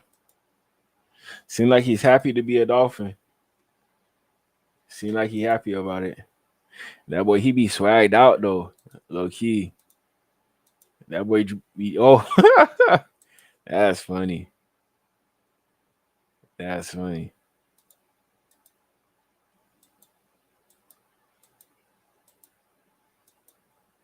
Don't let Ashton Davis fool you. He one of them boys, man. He one of them boys. He your brother.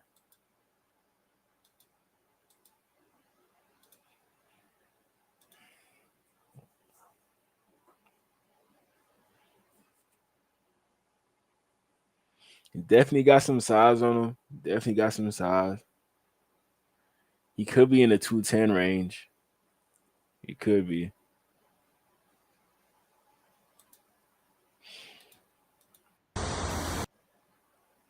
Take a little vacation.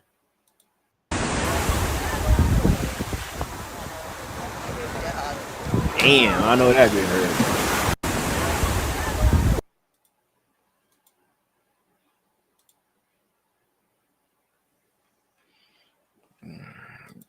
There you go. There go that boy, Ashton Davis. Ashton Davis. Let's check out his high school profile. See what his rating was coming out of high school.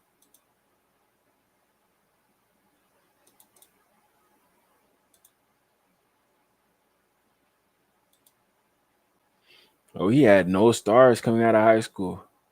You from California? No stars at all? That's wild, man. He probably walked on a cow. That's probably what happened. He walked on a cow, proved himself, ended up being a starter by his senior year, and now he's in the position that he's in right now. He a Dolphin now. So this is a sign like it don't even matter where you come from, what you got going on in your life. If you really put that work in, you gonna make it. You definitely gonna make it.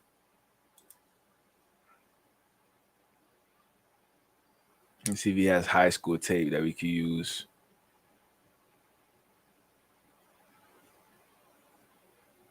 No, I'm not seeing nothing.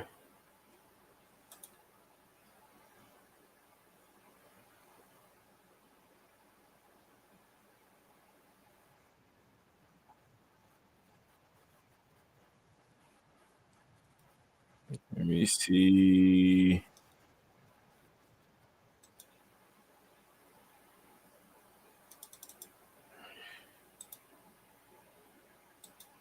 I'm trying to see if this video gonna play.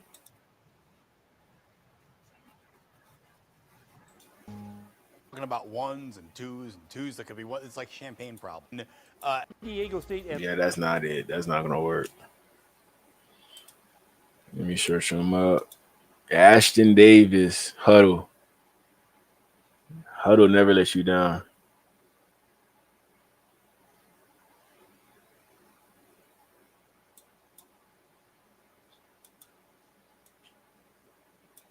Okay.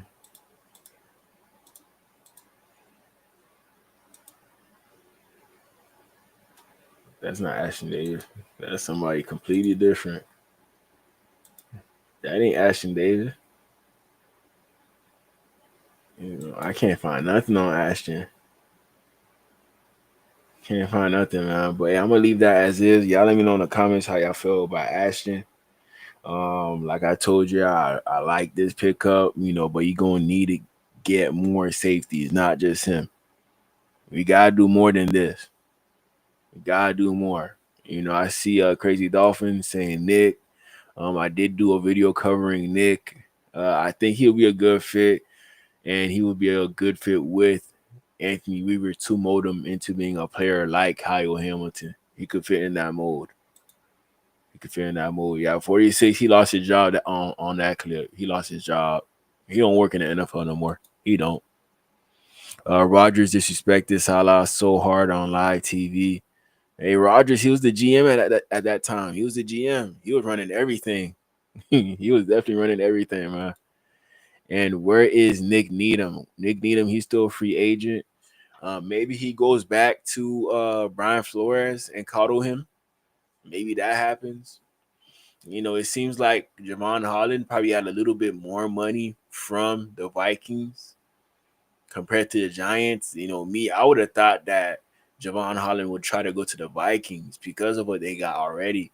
But I'm guessing, I don't know, man. I don't know. There's a lot to it. But with Ashton Davis, if I had to grade this pick,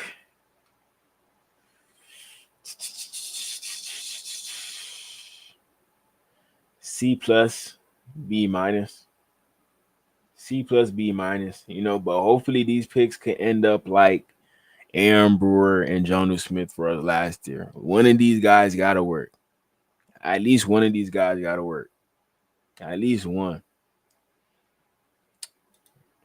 All right.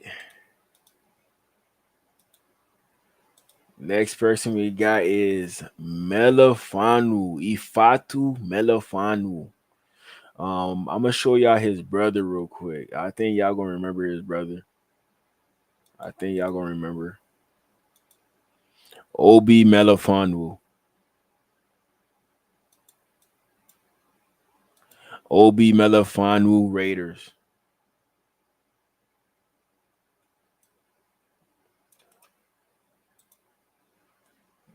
Hold on, y'all.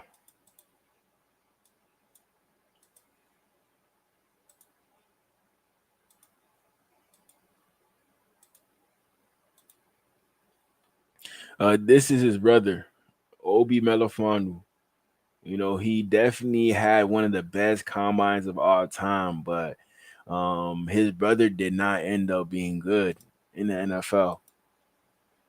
He did not.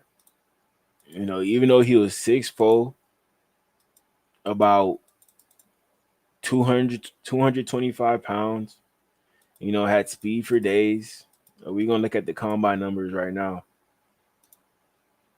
You're going to look at those right now.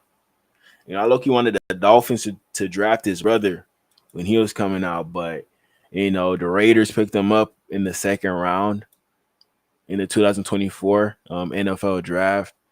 And he never lived up to the hype with the Raiders, went to the Patriots. His head coach was Bill Belichick at the time. Bill Belichick couldn't even do nothing with him. Even Bill Belichick. You know, but with a guy with these intangibles, 6'4", 224, 32-inch arms, 9-inch hands. You would have thought that he would have been good, but he's not even in the league no more.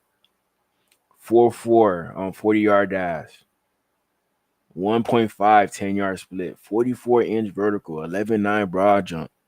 17 on the bench press. And somebody told me that, what's his name? He's in this draft class from South Carolina, Nick. I see a lot of similarities between Obi Melifanu and Nick. I see Nick getting drafted in the second round, around pick number 24. I do see that happening. So I'm not trying to say Nick is going to be a bad player, just like Obi, but I'm just saying it's just a lot of similarities based off them having good combines. Their draft stocks go up. I don't think Nick will be a first round player, but his draft stock is definitely up to the point where he won't last till the third round. He will be a pick. He will be picked in the second round minimum. And that's what happened with Obi Melifanu. Everybody thought that he's going to be a third, fourth, fifth round pick until he ran that combine and got those good numbers, and he ended up going in the second round. Same thing could happen with Nick, and we might get fluked out just because of us getting impressed by the numbers and not by the tape. There's a lot of stuff to work on with Nick on tape. There was a lot of stuff to work on with Obi Melifanu on tape. A lot of stuff. But his brother, I'd say he ended up a little bit better. At least his brother is still in the NFL. At least he's still in the NFL. So I got some faith in regards to his brother not living up to what his brother was in the NFL. He's holding it down for the family.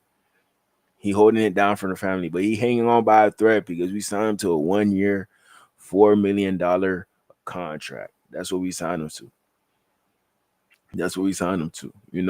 I don't think the Dolphins got him thinking that he's going to be cornerback number 2 automatically. This is just competition there. This is Miami Dolphins doing Cam Smith a favor. Here, we going to get a guy in there. It's not solidified that he's going to be cornerback number 2. You and him could fight it out, but he's good enough to be a cornerback number 2. He did it over there with the Lions. So they set the bar high with Cam Smith by adding Melifanu to our team. They set the bar high. If Cam Smith could beat out Melifanu, this is going to be a good year for Cam Smith. But if Cam Smith cannot beat out Melifanu, then Cam Smith, I probably would have to call him a bust at that point. I probably would. But I do want Cam Smith to work, man. I do want him to work because it's going to be cheaper for us to just put Cam Smith on one side, Jalen Ramsey on the other side, and we go hold it down. But we just going to need Cam Smith to mature, get everything together. It's your time to shine. No Kendall Fuller. We let him go. Now it's your time to do your thing. Now it's your time. I see Crazy Dolphin saying Ethan Bonner. Yeah, Ethan Bonner, he's still going to be on the team. Maybe Ashton Davis is going to be the starter. Then Ethan Bonner going to be the backup for Ashton Davis. Who knows? You're going to see how that's going to work. But Ethan Bonner, he's going to use the camp to his advantage because he's so used to camp and going up against Tyreek Hill and Jalen Waddle. He's going to look better in camp against those guys rather than what Melifanu would look like against Tyreek Hill at camp. Any other DB that we signed, Ashton Davis, no more is going to get cooked, but they're going to need that work from Tyreek Hill and Jalen Waddle to become better DBs for us.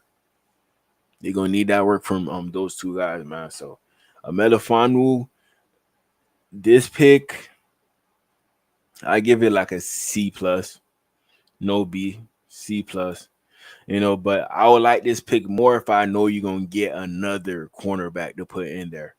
Another cornerback that can win that CB2 spot. CB2, like my CB2, I want you to at least be a 70 overall in PFF. At least a 70. Right now, it seems like Melifanu, he's at 64.3. 64.3. But there, who am I to say that he can't get better and get to that 70? You know, maybe him playing alongside a guy like Jalen Ramsey might help out his situation, and he ends up performing way better than this 64.3 overall grade. Scheme fit, that's another factor. You know, and I watched some of the tape on Melifonwu, and he's definitely a scheme fit for what Weaver would like to do. You know, if you want to blitz Melifonwu, sometimes he's a pretty good blitzer. You know, coverage. You know, he could be suspect at times against competition, but he should be fine. You know, look at his size, man. 6'3", 210 pounds. 6'3", 210 pounds. So he got some length to him. He got some length. You know, but we really want to make sure still that you're able to keep up with the fast players and the big players. And it seemed like Melifonwu, he has the traits to keep up with guys like that. It seems like he got the traits. But his brother had the traits too, and look what happened with his brother. Look what happened with his brother. Let me see what he did at the combine compared to his brother.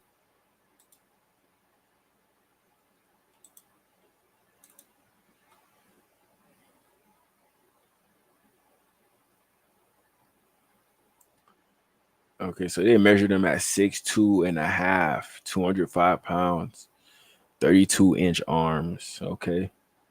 8-inch hands. He was a 3rd round pick.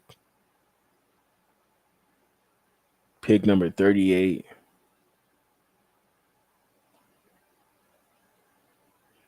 I'm not seeing nothing here. No combine numbers. I'm about to look that up. See how fast he is on tape. He looked like a good 4.4, a high 4.4. A high 4.4. Okay, I found it.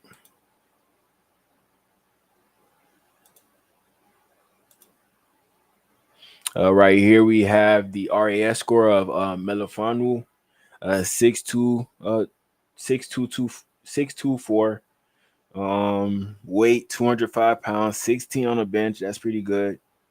41-inch vertical, man. So he could get up there. He could definitely hop out there, man. Probably a sideline to sideline player. 4.48 for a guy who's 6'3", almost 6'3". That's pretty good. That's pretty good. Even though the RAS scale is not showing that's good, but look, that yellow, you know, people go on yellow when they go to the red light. People go on yellow. You just gotta go slowly. But he's good enough. He's good enough. Broad jump 11. He got in the 11 ranges. 20-yard split, 10-yard split. Amazing. Amazing. You know, it just seems like the agility drill. That's where he has his little issues. So if you got a lot of shifty receivers, then that's going to be an issue for Melifonwu. That's going to be an issue. But maybe he could still hold up against them boys. Maybe he could. There is a chance. You know, all it takes is hard work. You know, staying with the DB coach, no matter what, just so you can see how you could improve each week. You're going up against Tyreek Hill and Jalen Waddle. You know, so there shouldn't be no excuses when the real games come. No excuses. Hopefully we continue to add to our DB room tomorrow. That's what we're hoping for. That's what we're praying for. You know, but like I told y'all, I give the Dolphins a C grade right now. C grade.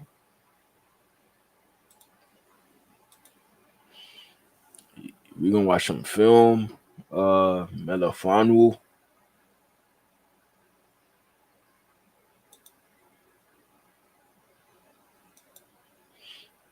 I think he's number 6 right here. I believe he's number 6.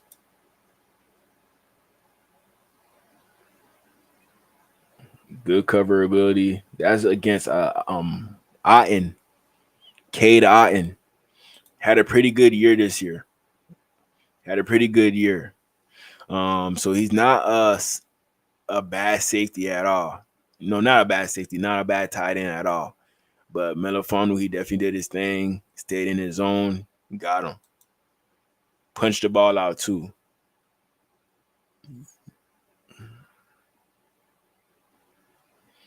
Look, and he's 6'3". They're letting him play this close in the box as like a slot corner, covering a tight end. That's pretty impressive. Pretty impressive. So we could put a 6'3" guy out there a slot, and we'll be fine. That's what you're trying to tell me. That's what you're trying to tell me. But like y'all been saying in the chat, I want to see it in a road game. I really want to see it in a road game. But I'm gonna use this to my advantage just to see what kind of football player he is.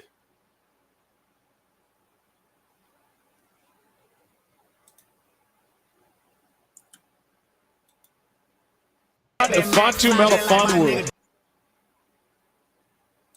I might get copyright for that.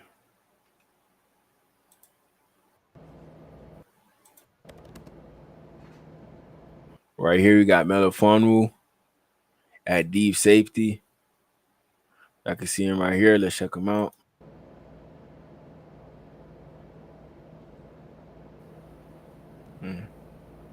That boy hitting. Okay.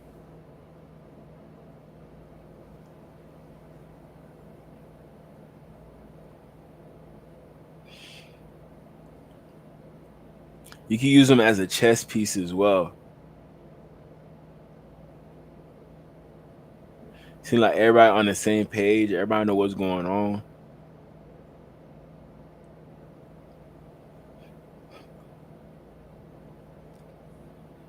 At least he got there, man. He blew number 18 up. Blew number 18 up.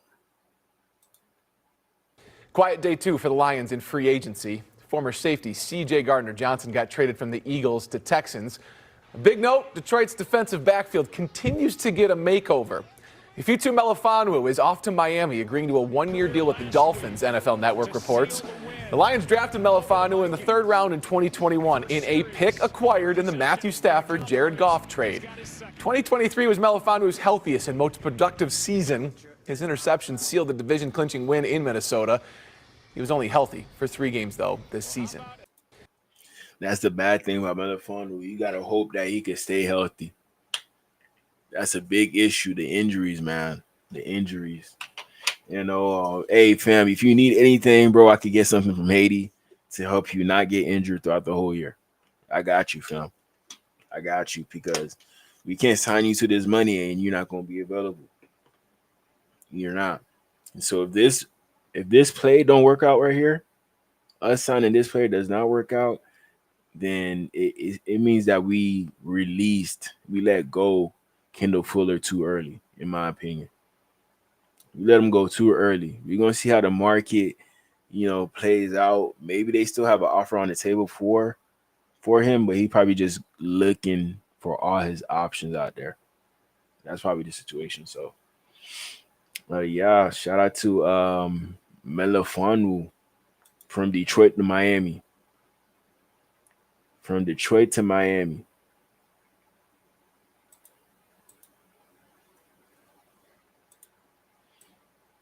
Here's him versus Waller.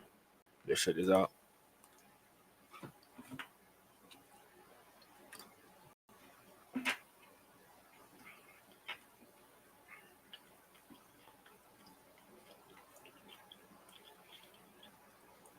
Waller, he's definitely one of the most athletic tight ends in the whole league. So I give Melifonwu that. The Waller, he not in the league no more. He retired.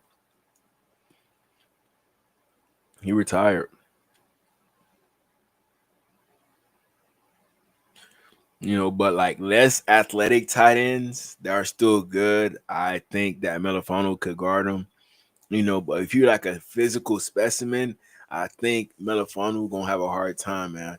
He gonna have to hold his own because teams will not be targeting Jalen Ramsey. They will be targeting your side if you end up being a starter. So you really got to hold your own against whoever is on that other side.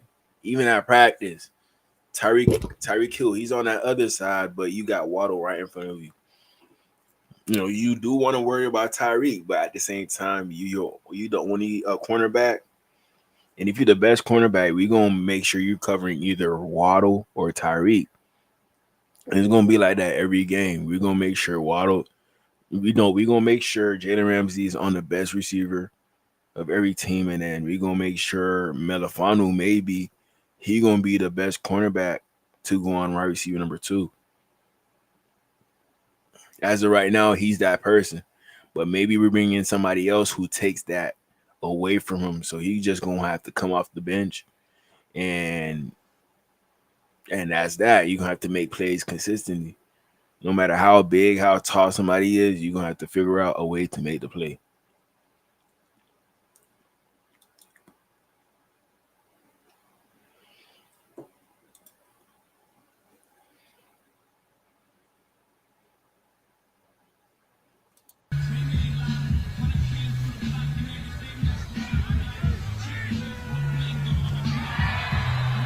Come on, Melifonwu. Come on, fam. I know that's Malik Neighbors. But you're supposed to get this right here. You know, like with all the plays that I'm seeing that he's getting beaten, he's in position. That's one thing I like. He's always in position.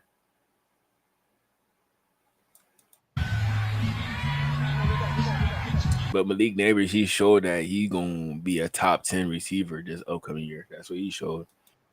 Maybe even number 1.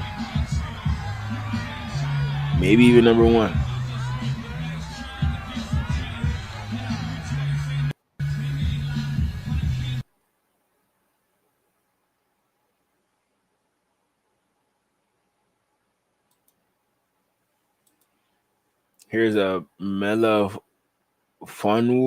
one-on-one at the Senior Bowl.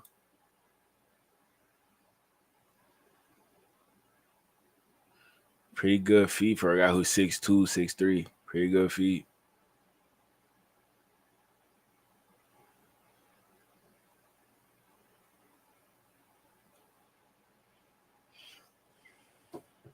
Yeah, with this DB, you just got to use him everywhere.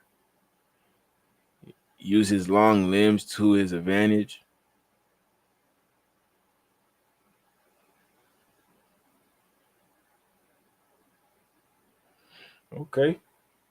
Okay, Melifonwu.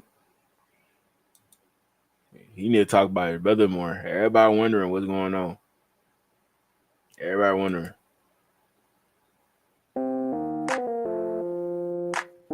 Ifeatu Melifonwu, defensive back from Syracuse University. I'm from Massachusetts, South Grafton, Massachusetts, very small town. Started playing football about 7, 8 years old. Biggest influences were definitely my brothers because they all played. Favorite player growing up? I was an offensive guy, so probably like Barry Sanders. I like Reggie Bush too. So family was very important for me. I come from a big family. I have 3 older brothers and a sister. We're all very athletic, very competitive, and we actually get it from my mom. It was just a very competitive household, and you know, everything I did, my brothers wanted me to do better. Like if I got a PBU, it should have been a pick. If I got a pick, it should have been a pick 6. So we were definitely very competitive. Yeah, so when I was getting recruited, my top 3 were Syracuse, UConn, BC. BC was like a little too close to home for me. It was only 35 minutes. And at the time, I wanted to kind of branch out and do my own thing. UConn, I didn't want to be in my brother's footsteps. So Syracuse was really the best option, but I also gelled with the coaches here. You know, my recruiting class, I was really close with all the guys here. 'Cause I wasn't really highly recruited like that. So I don't know if I was really a big name like coming in. I can remember when we went and played UConn our first year here. Now that was in 2016. And the night before we played UConn, Iffy had a home game. And I drove down and I watched him play, and he was playing DB, he was playing receiver, he was playing Wildcat quarterback. And I'm just like, my gosh, he does everything. And I remember leaving that night getting back to the hotel the night before we played UConn, I was tired, man, but we felt so good because we knew we were getting a complete player in Iffy, and obviously it really came to fruition this past year. She told me that she can't walk with me, I approached her like a thug. Plus she probably looked up in my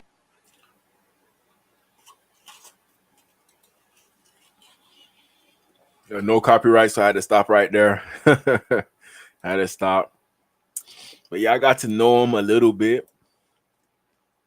Like I said, the AG told us assignment, technique, effort, and have fun. Have fun. That was another thing he said. Is have fun in practice. You know, but one bad thing about him, one bad thing, bro. His defensive coordinator with the Lions, Aaron Glenn. What team he went to? The Jets.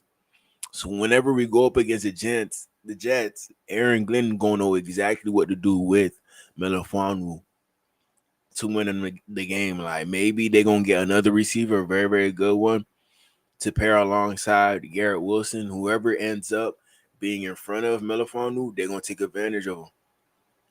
They're gonna take advantage. Like I said, he's a very he's a good cornerback when he's healthy, and based off his height, his weight, his speed, he should be a great cornerback, but he hasn't lived up to that potential yet. Hasn't lived up to it, but it's there. But against good players, he still doesn't do what he gotta do. He still doesn't, you know. But I don't make him a bad player. That just makes him an average player, an okay player. When you can't beat like the best of the best.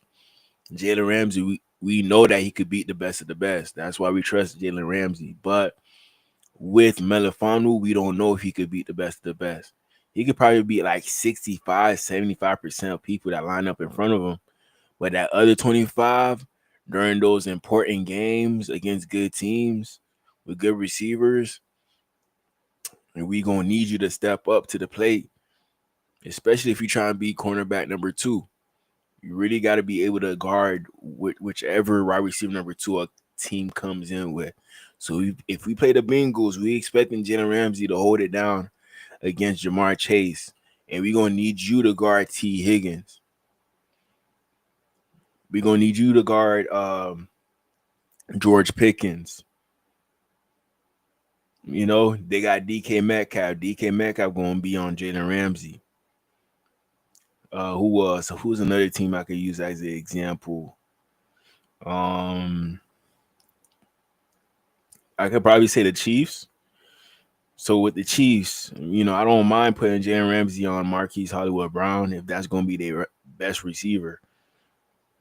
You know, Travis Kelce, I'm not really worried about him, but it's going to be Travis. It's going to be Marquise Hollywood Brown against Jalen Ramsey, Melifonwu versus Xavier Worthy. But I don't know. Xavier Worthy, he run a 4-2-1. Can he keep up with a fast receiver number 2? Can he? You know, so it just seems like with matchups, we're going to have to use that to our ability with Melifonwu so we could put him in the right positions, because we don't want to put him in bad positions against players that we know that he probably not going to do good against. That's what we did. Like, you know, so we really want to like be careful in regards to that. But if we trust our coaching staff enough to mold this guy into being a very good player on his defense and let him just do what you think is going to be best for this defense, and then everything going to play itself out. Once he start getting comfortable with the defense, and the defense start getting comfortable with him, and I play off of what he does good out there, everything's going to click. Everything's going to click. But notice I did say a lot of ifs. So that don't mean it's going to like play out like I'm saying it is. You know, I make it sound good right now, but you know, I'm praying like we could make this work. I'm praying.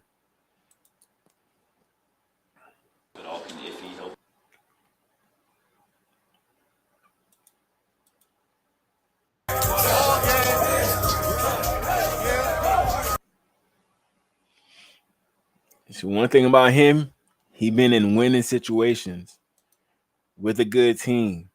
He won playoff games before. He won them.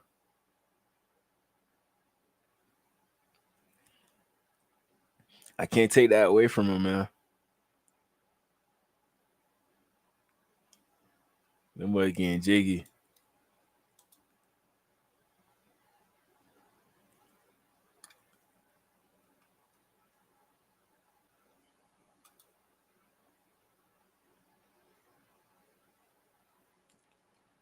Got some.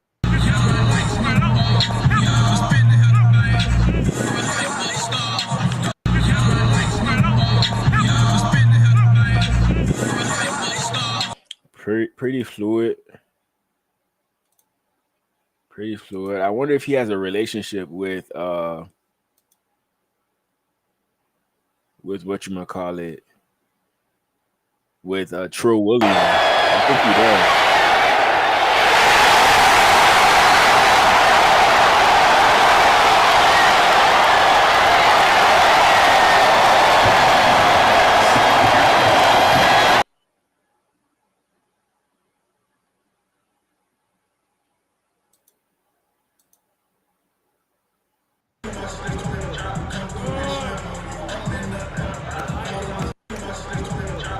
There goes CB2. There goes CB2.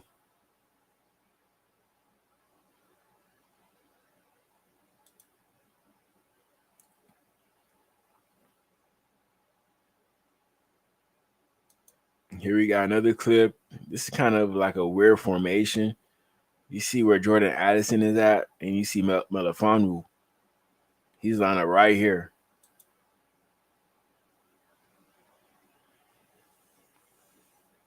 Good job on run support.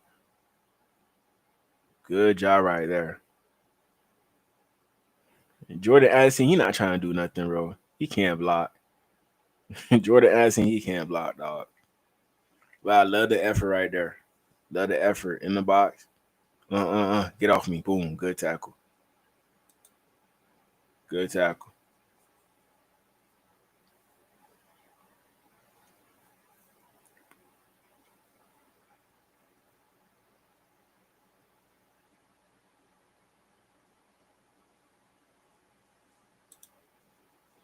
This is him and his brother.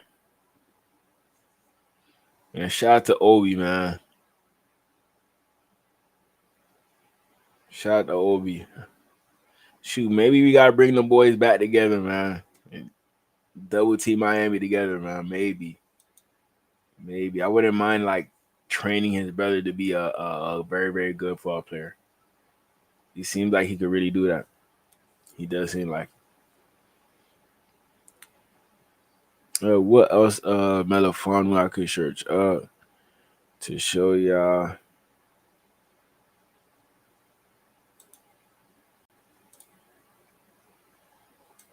Okay, I think I ain't show y'all. Okay.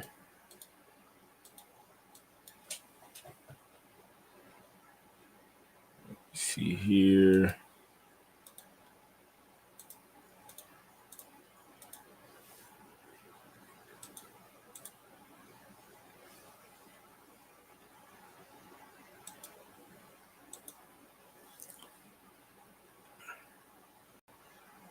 You're just taking his high school profile real quick.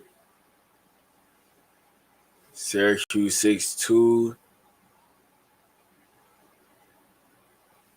Was a 3-star recruit. He had Albany, Bryant, Holy Cross, Maine, Syracuse. So he had a lot of smaller schools. You know, the biggest school that gave him the opportunity, he took it. Definitely took advantage of that opportunity. And now he in the NFL. You know, his brother, I don't know where his brother is, but hey, hopefully them boys are good, man. Hopefully them boys are good. Let me go to his Instagram, see what he got going on over there.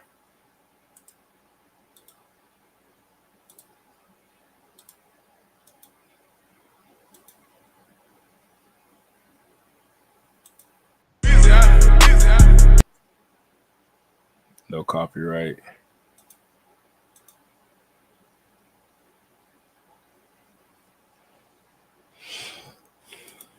I'm starting to cut these bitches off, I'm tired of playing.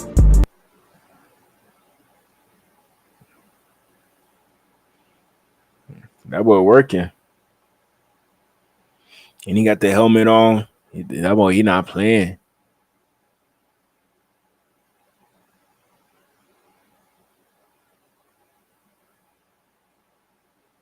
You know, it's time to prove yourself.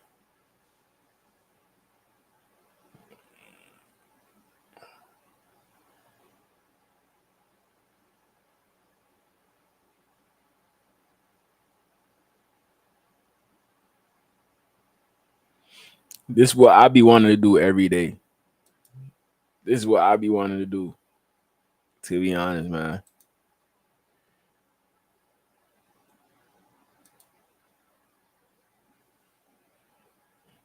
So yeah, that boy, he put a lot of work in. Yeah, it seems like he don't take no days off, man. It seems like he gonna take this season seriously. He definitely gonna take this season seriously.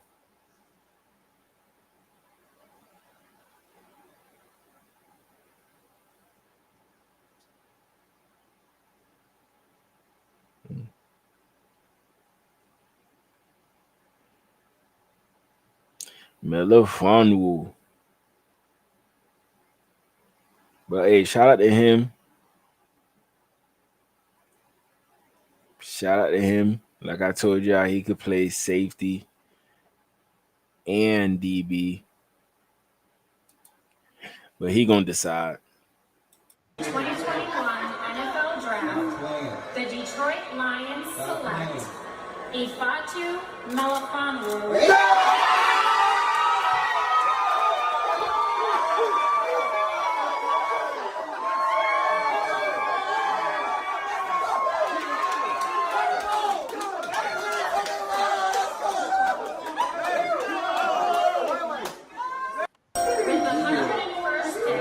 Shout out to him, man. Shout out to him. I'm gonna just put a quick commercial break. We're gonna be right back soon. I'm just gonna refresh myself, and then we just gonna go over all the stuff that happened today in free agency. Real quick, I'll be right back, y'all.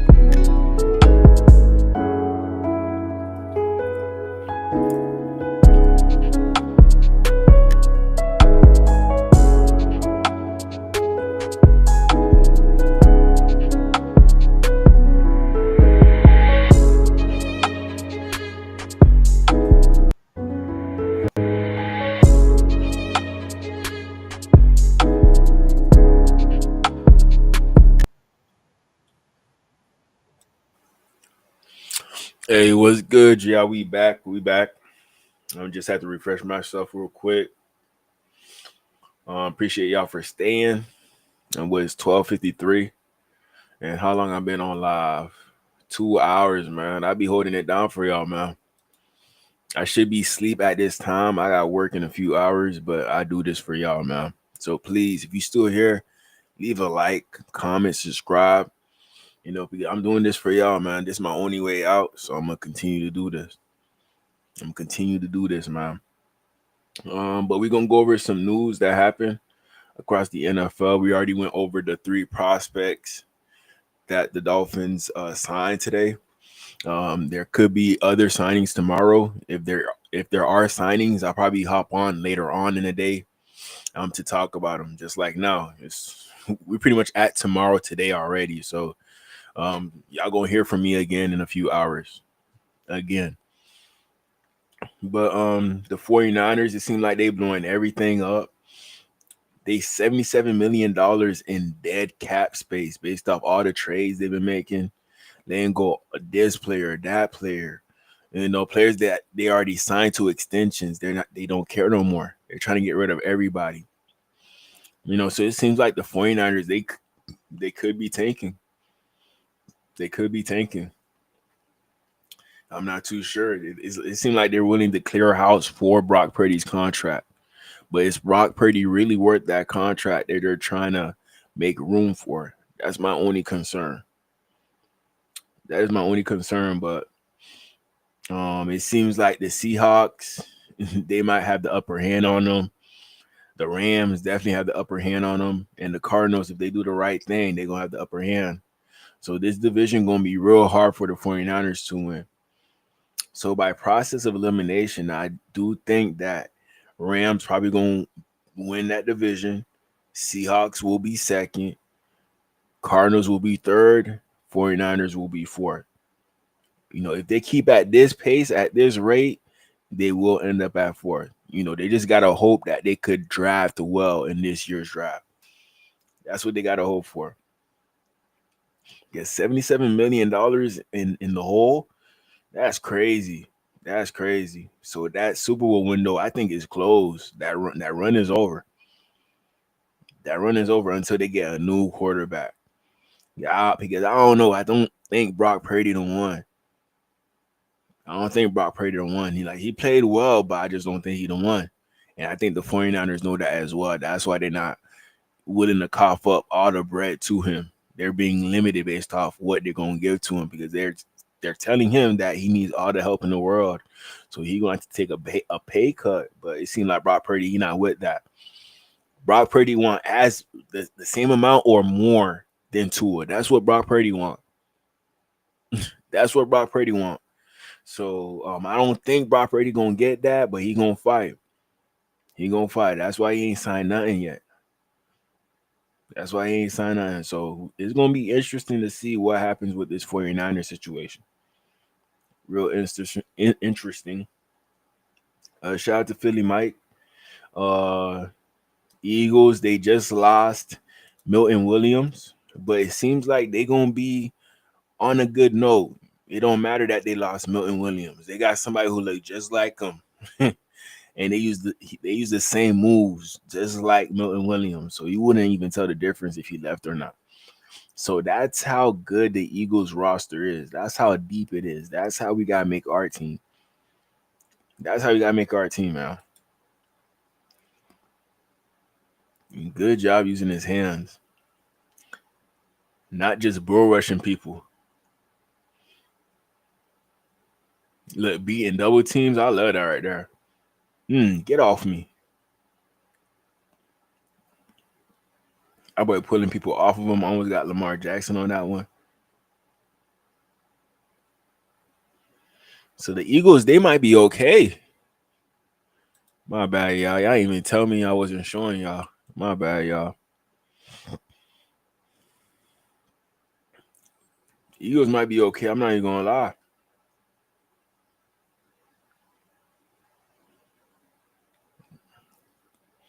They low-key did not need Milton Williams. Ojomo, he's a good enough player. Definitely a good enough player.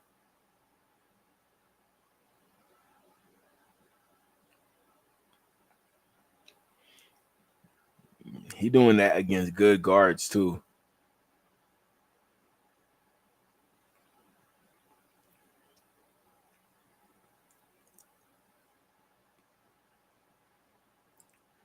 The Ravens, they released Arthur Millette and Marcus Williams. So this might be another safety that the Dolphins might target tomorrow. Keep a lookout for Marcus Williams. If we could get him on a good deal, that would be a great addition to the Dolphins. Great addition. You know, we already lost Javon Holland. So the more that we could add, the better. We got Ashton Davis. Now we got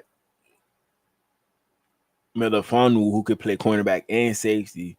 You know, but I'll consider him a safety right now. And we got Patrick McMorris. We signed back Elijah Campbell. We need at least one more veteran safety and another one from the draft. And I think we'll be good with our safety room. I think we'll be good. You know, but Marcus Williams, let's try to get him, man. Let's try to get him. Definitely remember him from way back in the day when he played at Utah. Definitely a very talented safety. Very, very talented safety. Let me search him up for y'all real quick.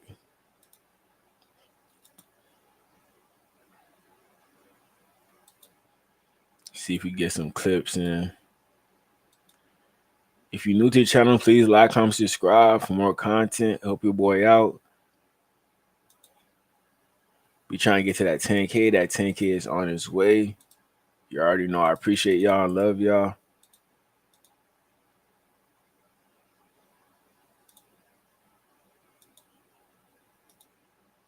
Okay.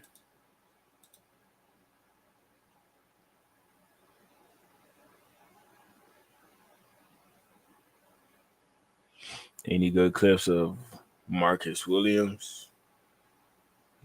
No copyright.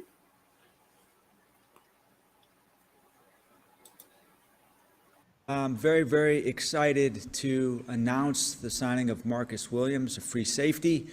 He's a player that we've long coveted, going back to the draft process when we had a chance to interview Marcus and watch him on tape.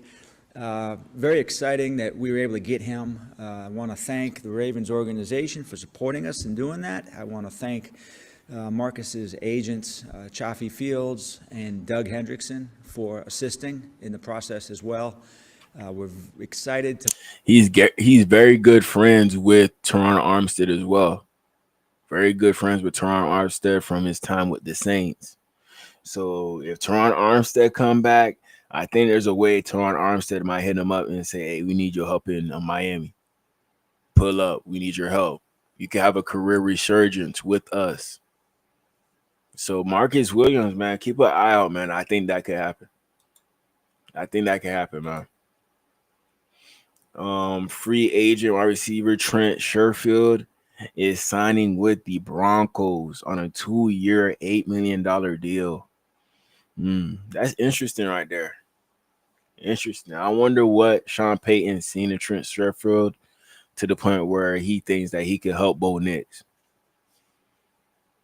You know, he easily wide receiver number 4 in that room. You know, behind Marvin Mims, Vele, and Cortland Sutton. You 4. You could end up being 5 if Sean Payton drafts another receiver. You know, so he's pretty much fighting for a depth chart. When camp comes along, you know, Trent Sherfield, he's going to have to make sure he's not missing no practices. You know, he putting in 100% effort at practice to show that he deserves a spot with the Broncos. Because if you don't do that, Sean Payton, he willing to let you go. He willing to let you go, man. But, hey, shout out to Trent Sherfield, former Dolphin. I'm always rooting for them boys, no matter where they go. Shout out to Javon Holland. He a Giant now. I don't know who he gonna be back there with. I can check the Giants depth chart real quick. Giants depth chart, player profiler.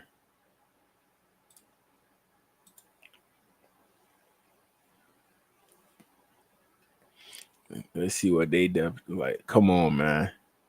Javon, you really chose the Giants, bro? Fam, you really chose the Giants, dog. Drew Lock is y'all number one quarterback right now, fam. Be for real, bro. Be for real.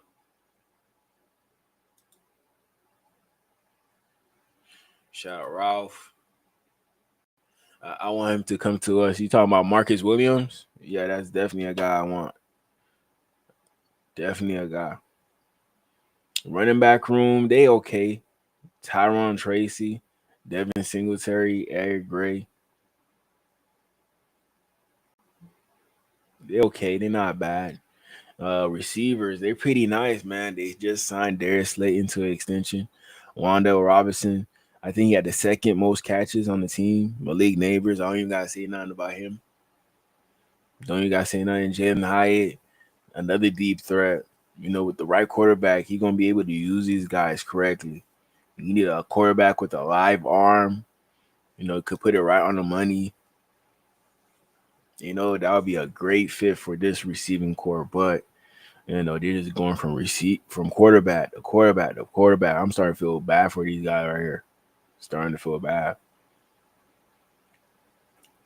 Tight ends, Chris Manhertz, Daniel Bellinger, Greg Doach, Theo Johnson. I guess it's not bad. Theo Johnson, there's some potential there. You still got to see it with him. Still got to see it. This O-line definitely still needs work. Don't even have to look at the names. Don't even have to look at the games, man. D lineman, he gonna be playing with Dexter Lawrence, former Dolphin, Rakeem Nunez, Roches, Roy Robertson Harris. I wanted the Dolphins to sign him. He signed for a pretty good deal.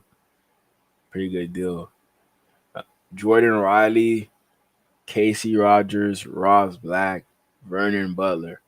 So they're pretty deep at D tackle, but you know, this D tackle room is going to depend on how good the edge guys are. You know, it's just going to depend on that. He got Brian Burns, Chauncey Golston, Kayvon Thibodeau, Carlos Basham, Azeez Ojulari.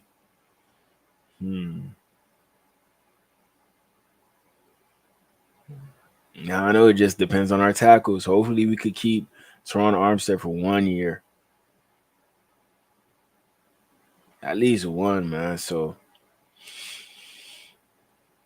linebackers, they don't really got linebackers like that. They don't. So Javon Holland, he's gonna have to play in that box a lot.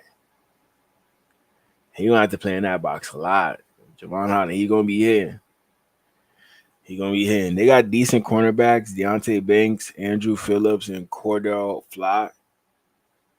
Pretty decent ones. Strong safety Isaiah Simmons.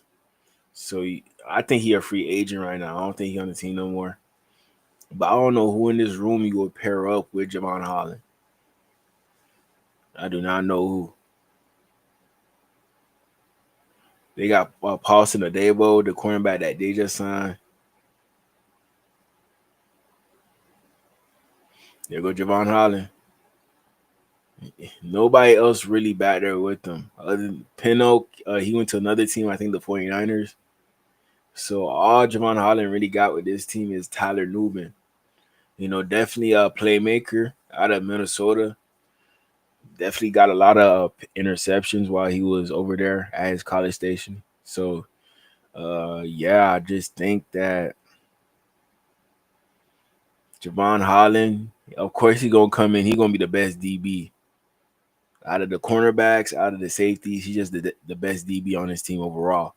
So he's just going to set the tone for the New York Giants. You know, things going to go on Javon Holland watch over there.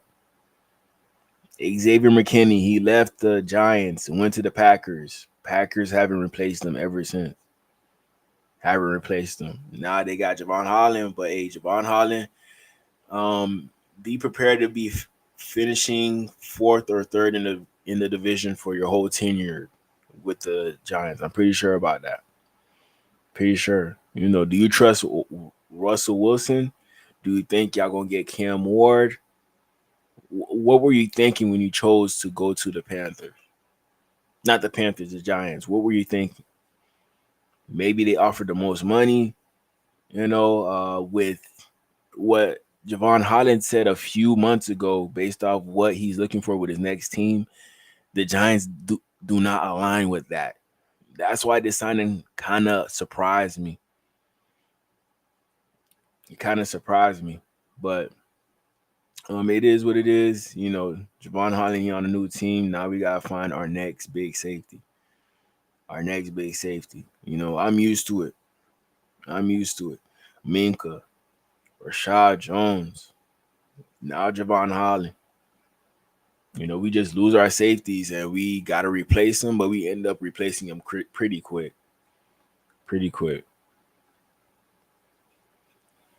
Let's see here.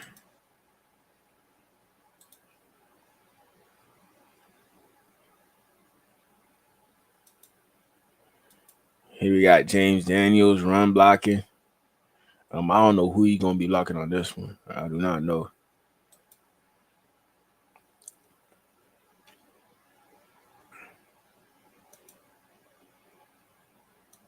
He's right here at right guard. Good job picking up that linebacker.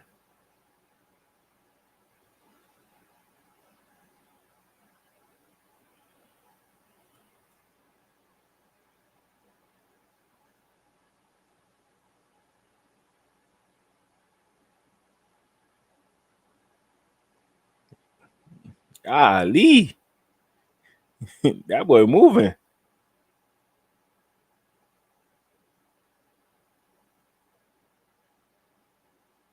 But James Daniels, man, that boy a dog out there. That boy, he don't play. That boy do not play.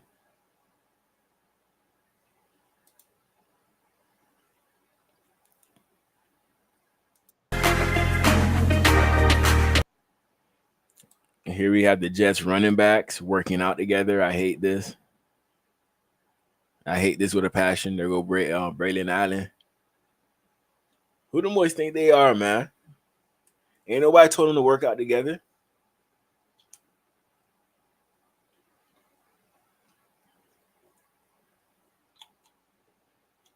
Braylon Allen, he got a little bit smaller, like slim.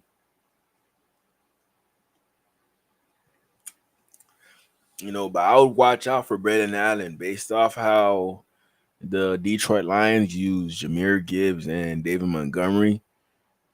Braylon Allen, he probably gonna get a lot of those goal line touches for the Jets. Touchdown easy. So Braylon Allen, I think he could get like 6 touchdowns on a year. Easily.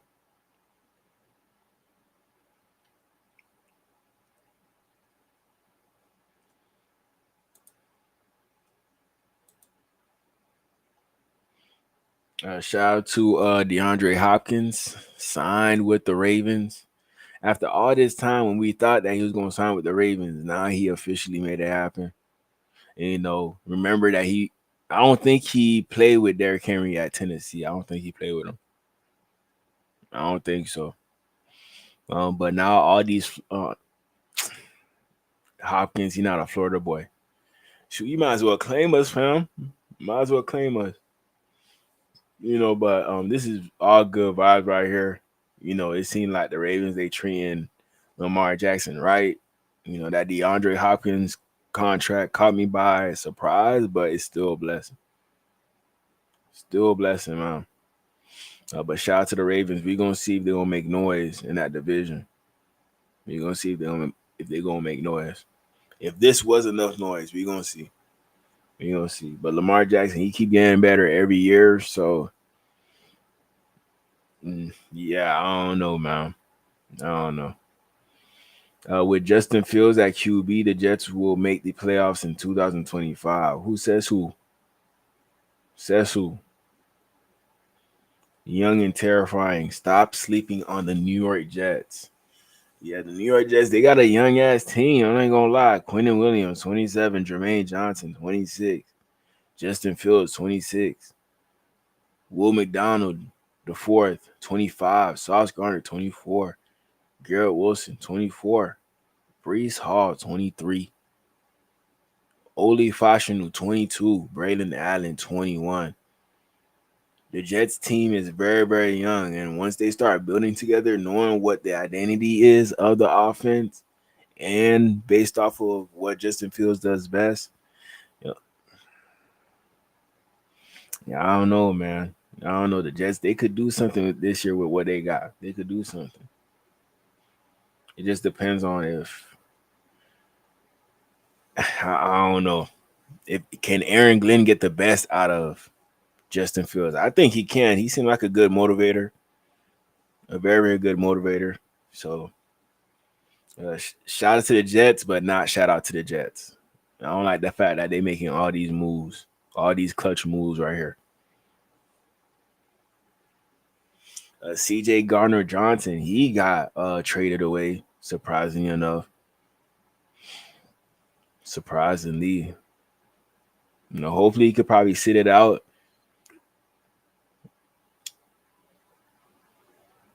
Heal whatever injury you may have had and then just come out there next year. That's it. That's it.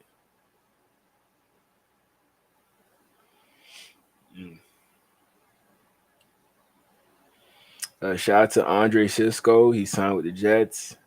Look what Sauce Gardner say. They snapping in the front office. Them boys snapping in the front office. What about does Arizona Cardinals F Holland hope he gets a perm hair drew in New York? He probably will to fit the culture.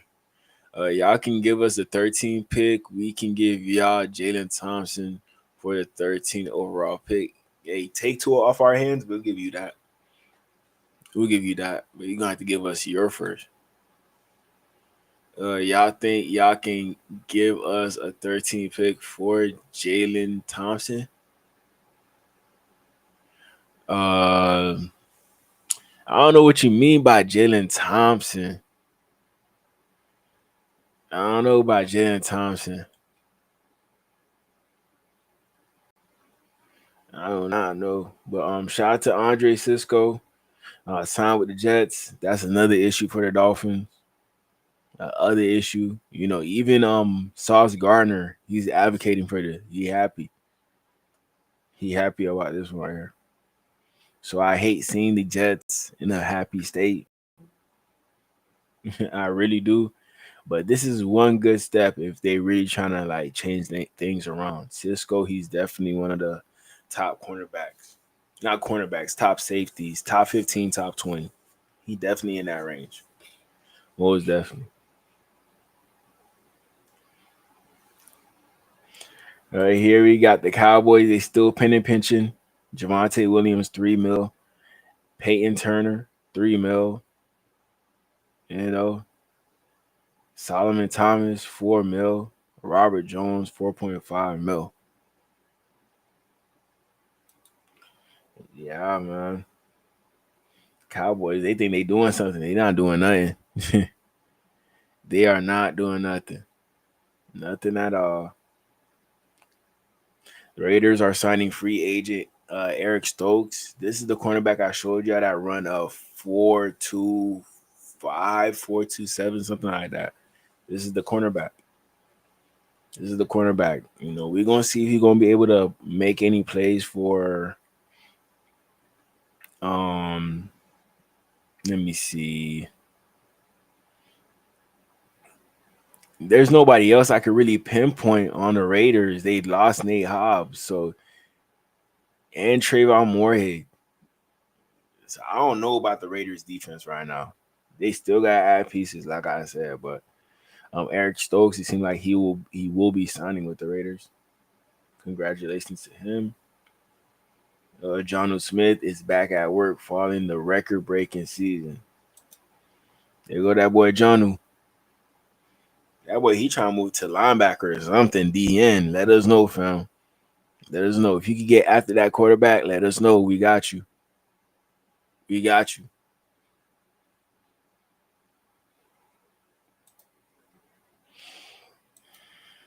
That boy Grier with Nick.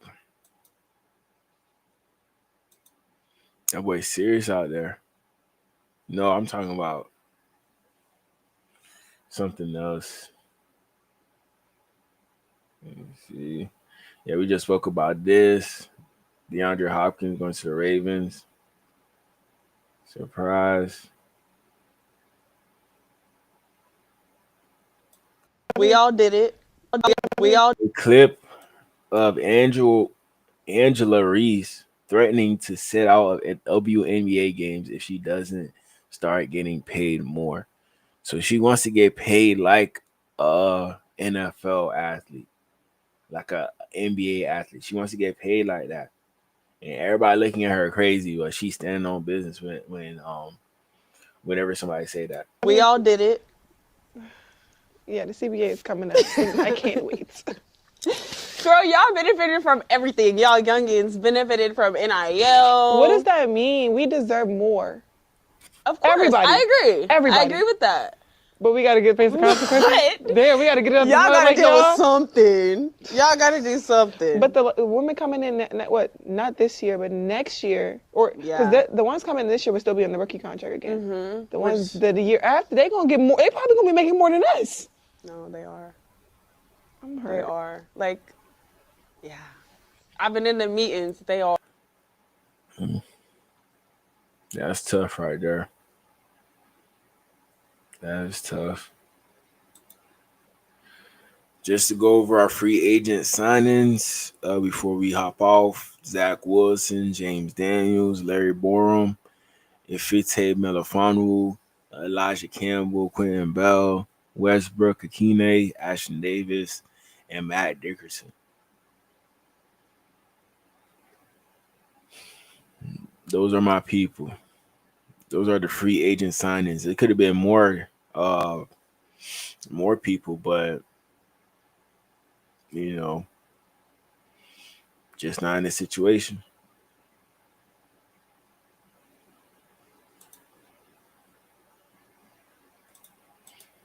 All right.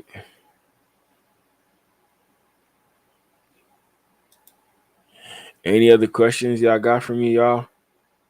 Let me know in the comments, man. I'm about to hang it up so we can be back here tomorrow. Once free agency is done, that's when I'm gonna be hopping back on the college football and talking about each prospect. I'm gonna do it in a way easier way now as well. Way easier way. But hey, I appreciate y'all chat for putting up on me. If you're new to the channel, please like, comment, subscribe for more content. Y'all go help my merch store grow. Welcome to DGE Merchandise, your one-stop shop for everything you need. Whether you're shopping for yourself or looking for the perfect gift, we've got you covered. Check out DGE Merchandise website for all your latest gear for the National Football League and more.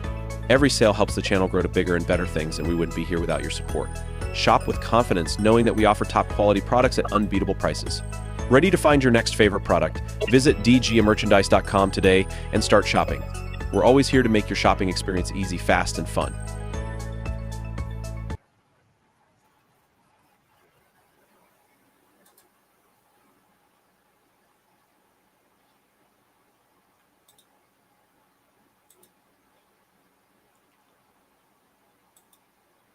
Hold on real quick.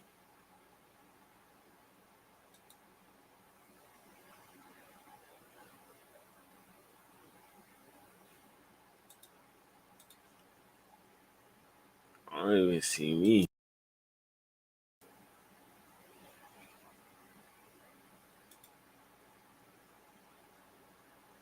Okay, now we good now.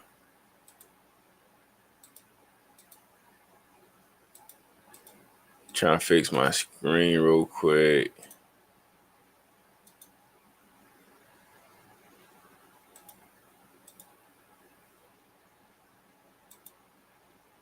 Okay, top. All right. Almost done, y'all.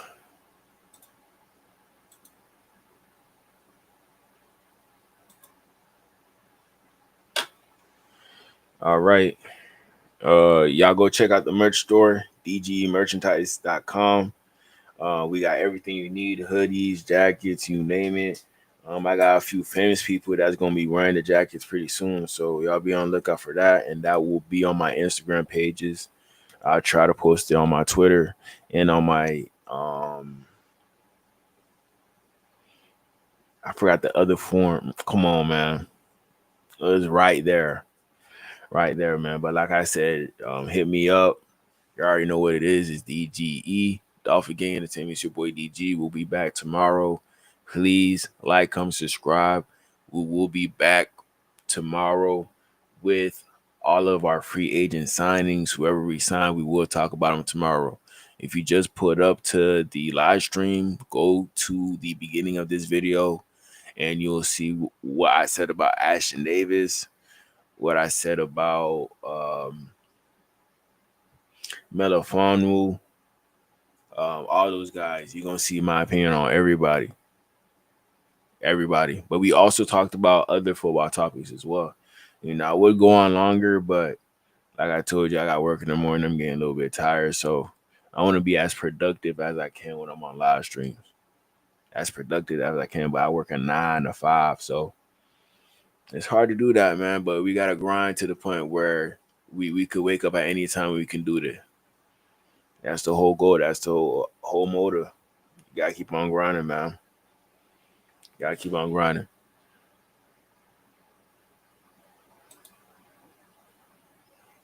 Jalen Thompson, he's a safety for us.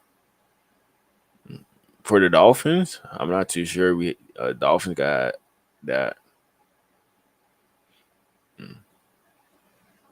But hey, man, since that is it for today, appreciate y'all. Love y'all. Like I said, I'll be back tomorrow. So just hit my line, and that's it, man. Appreciate y'all. Love y'all.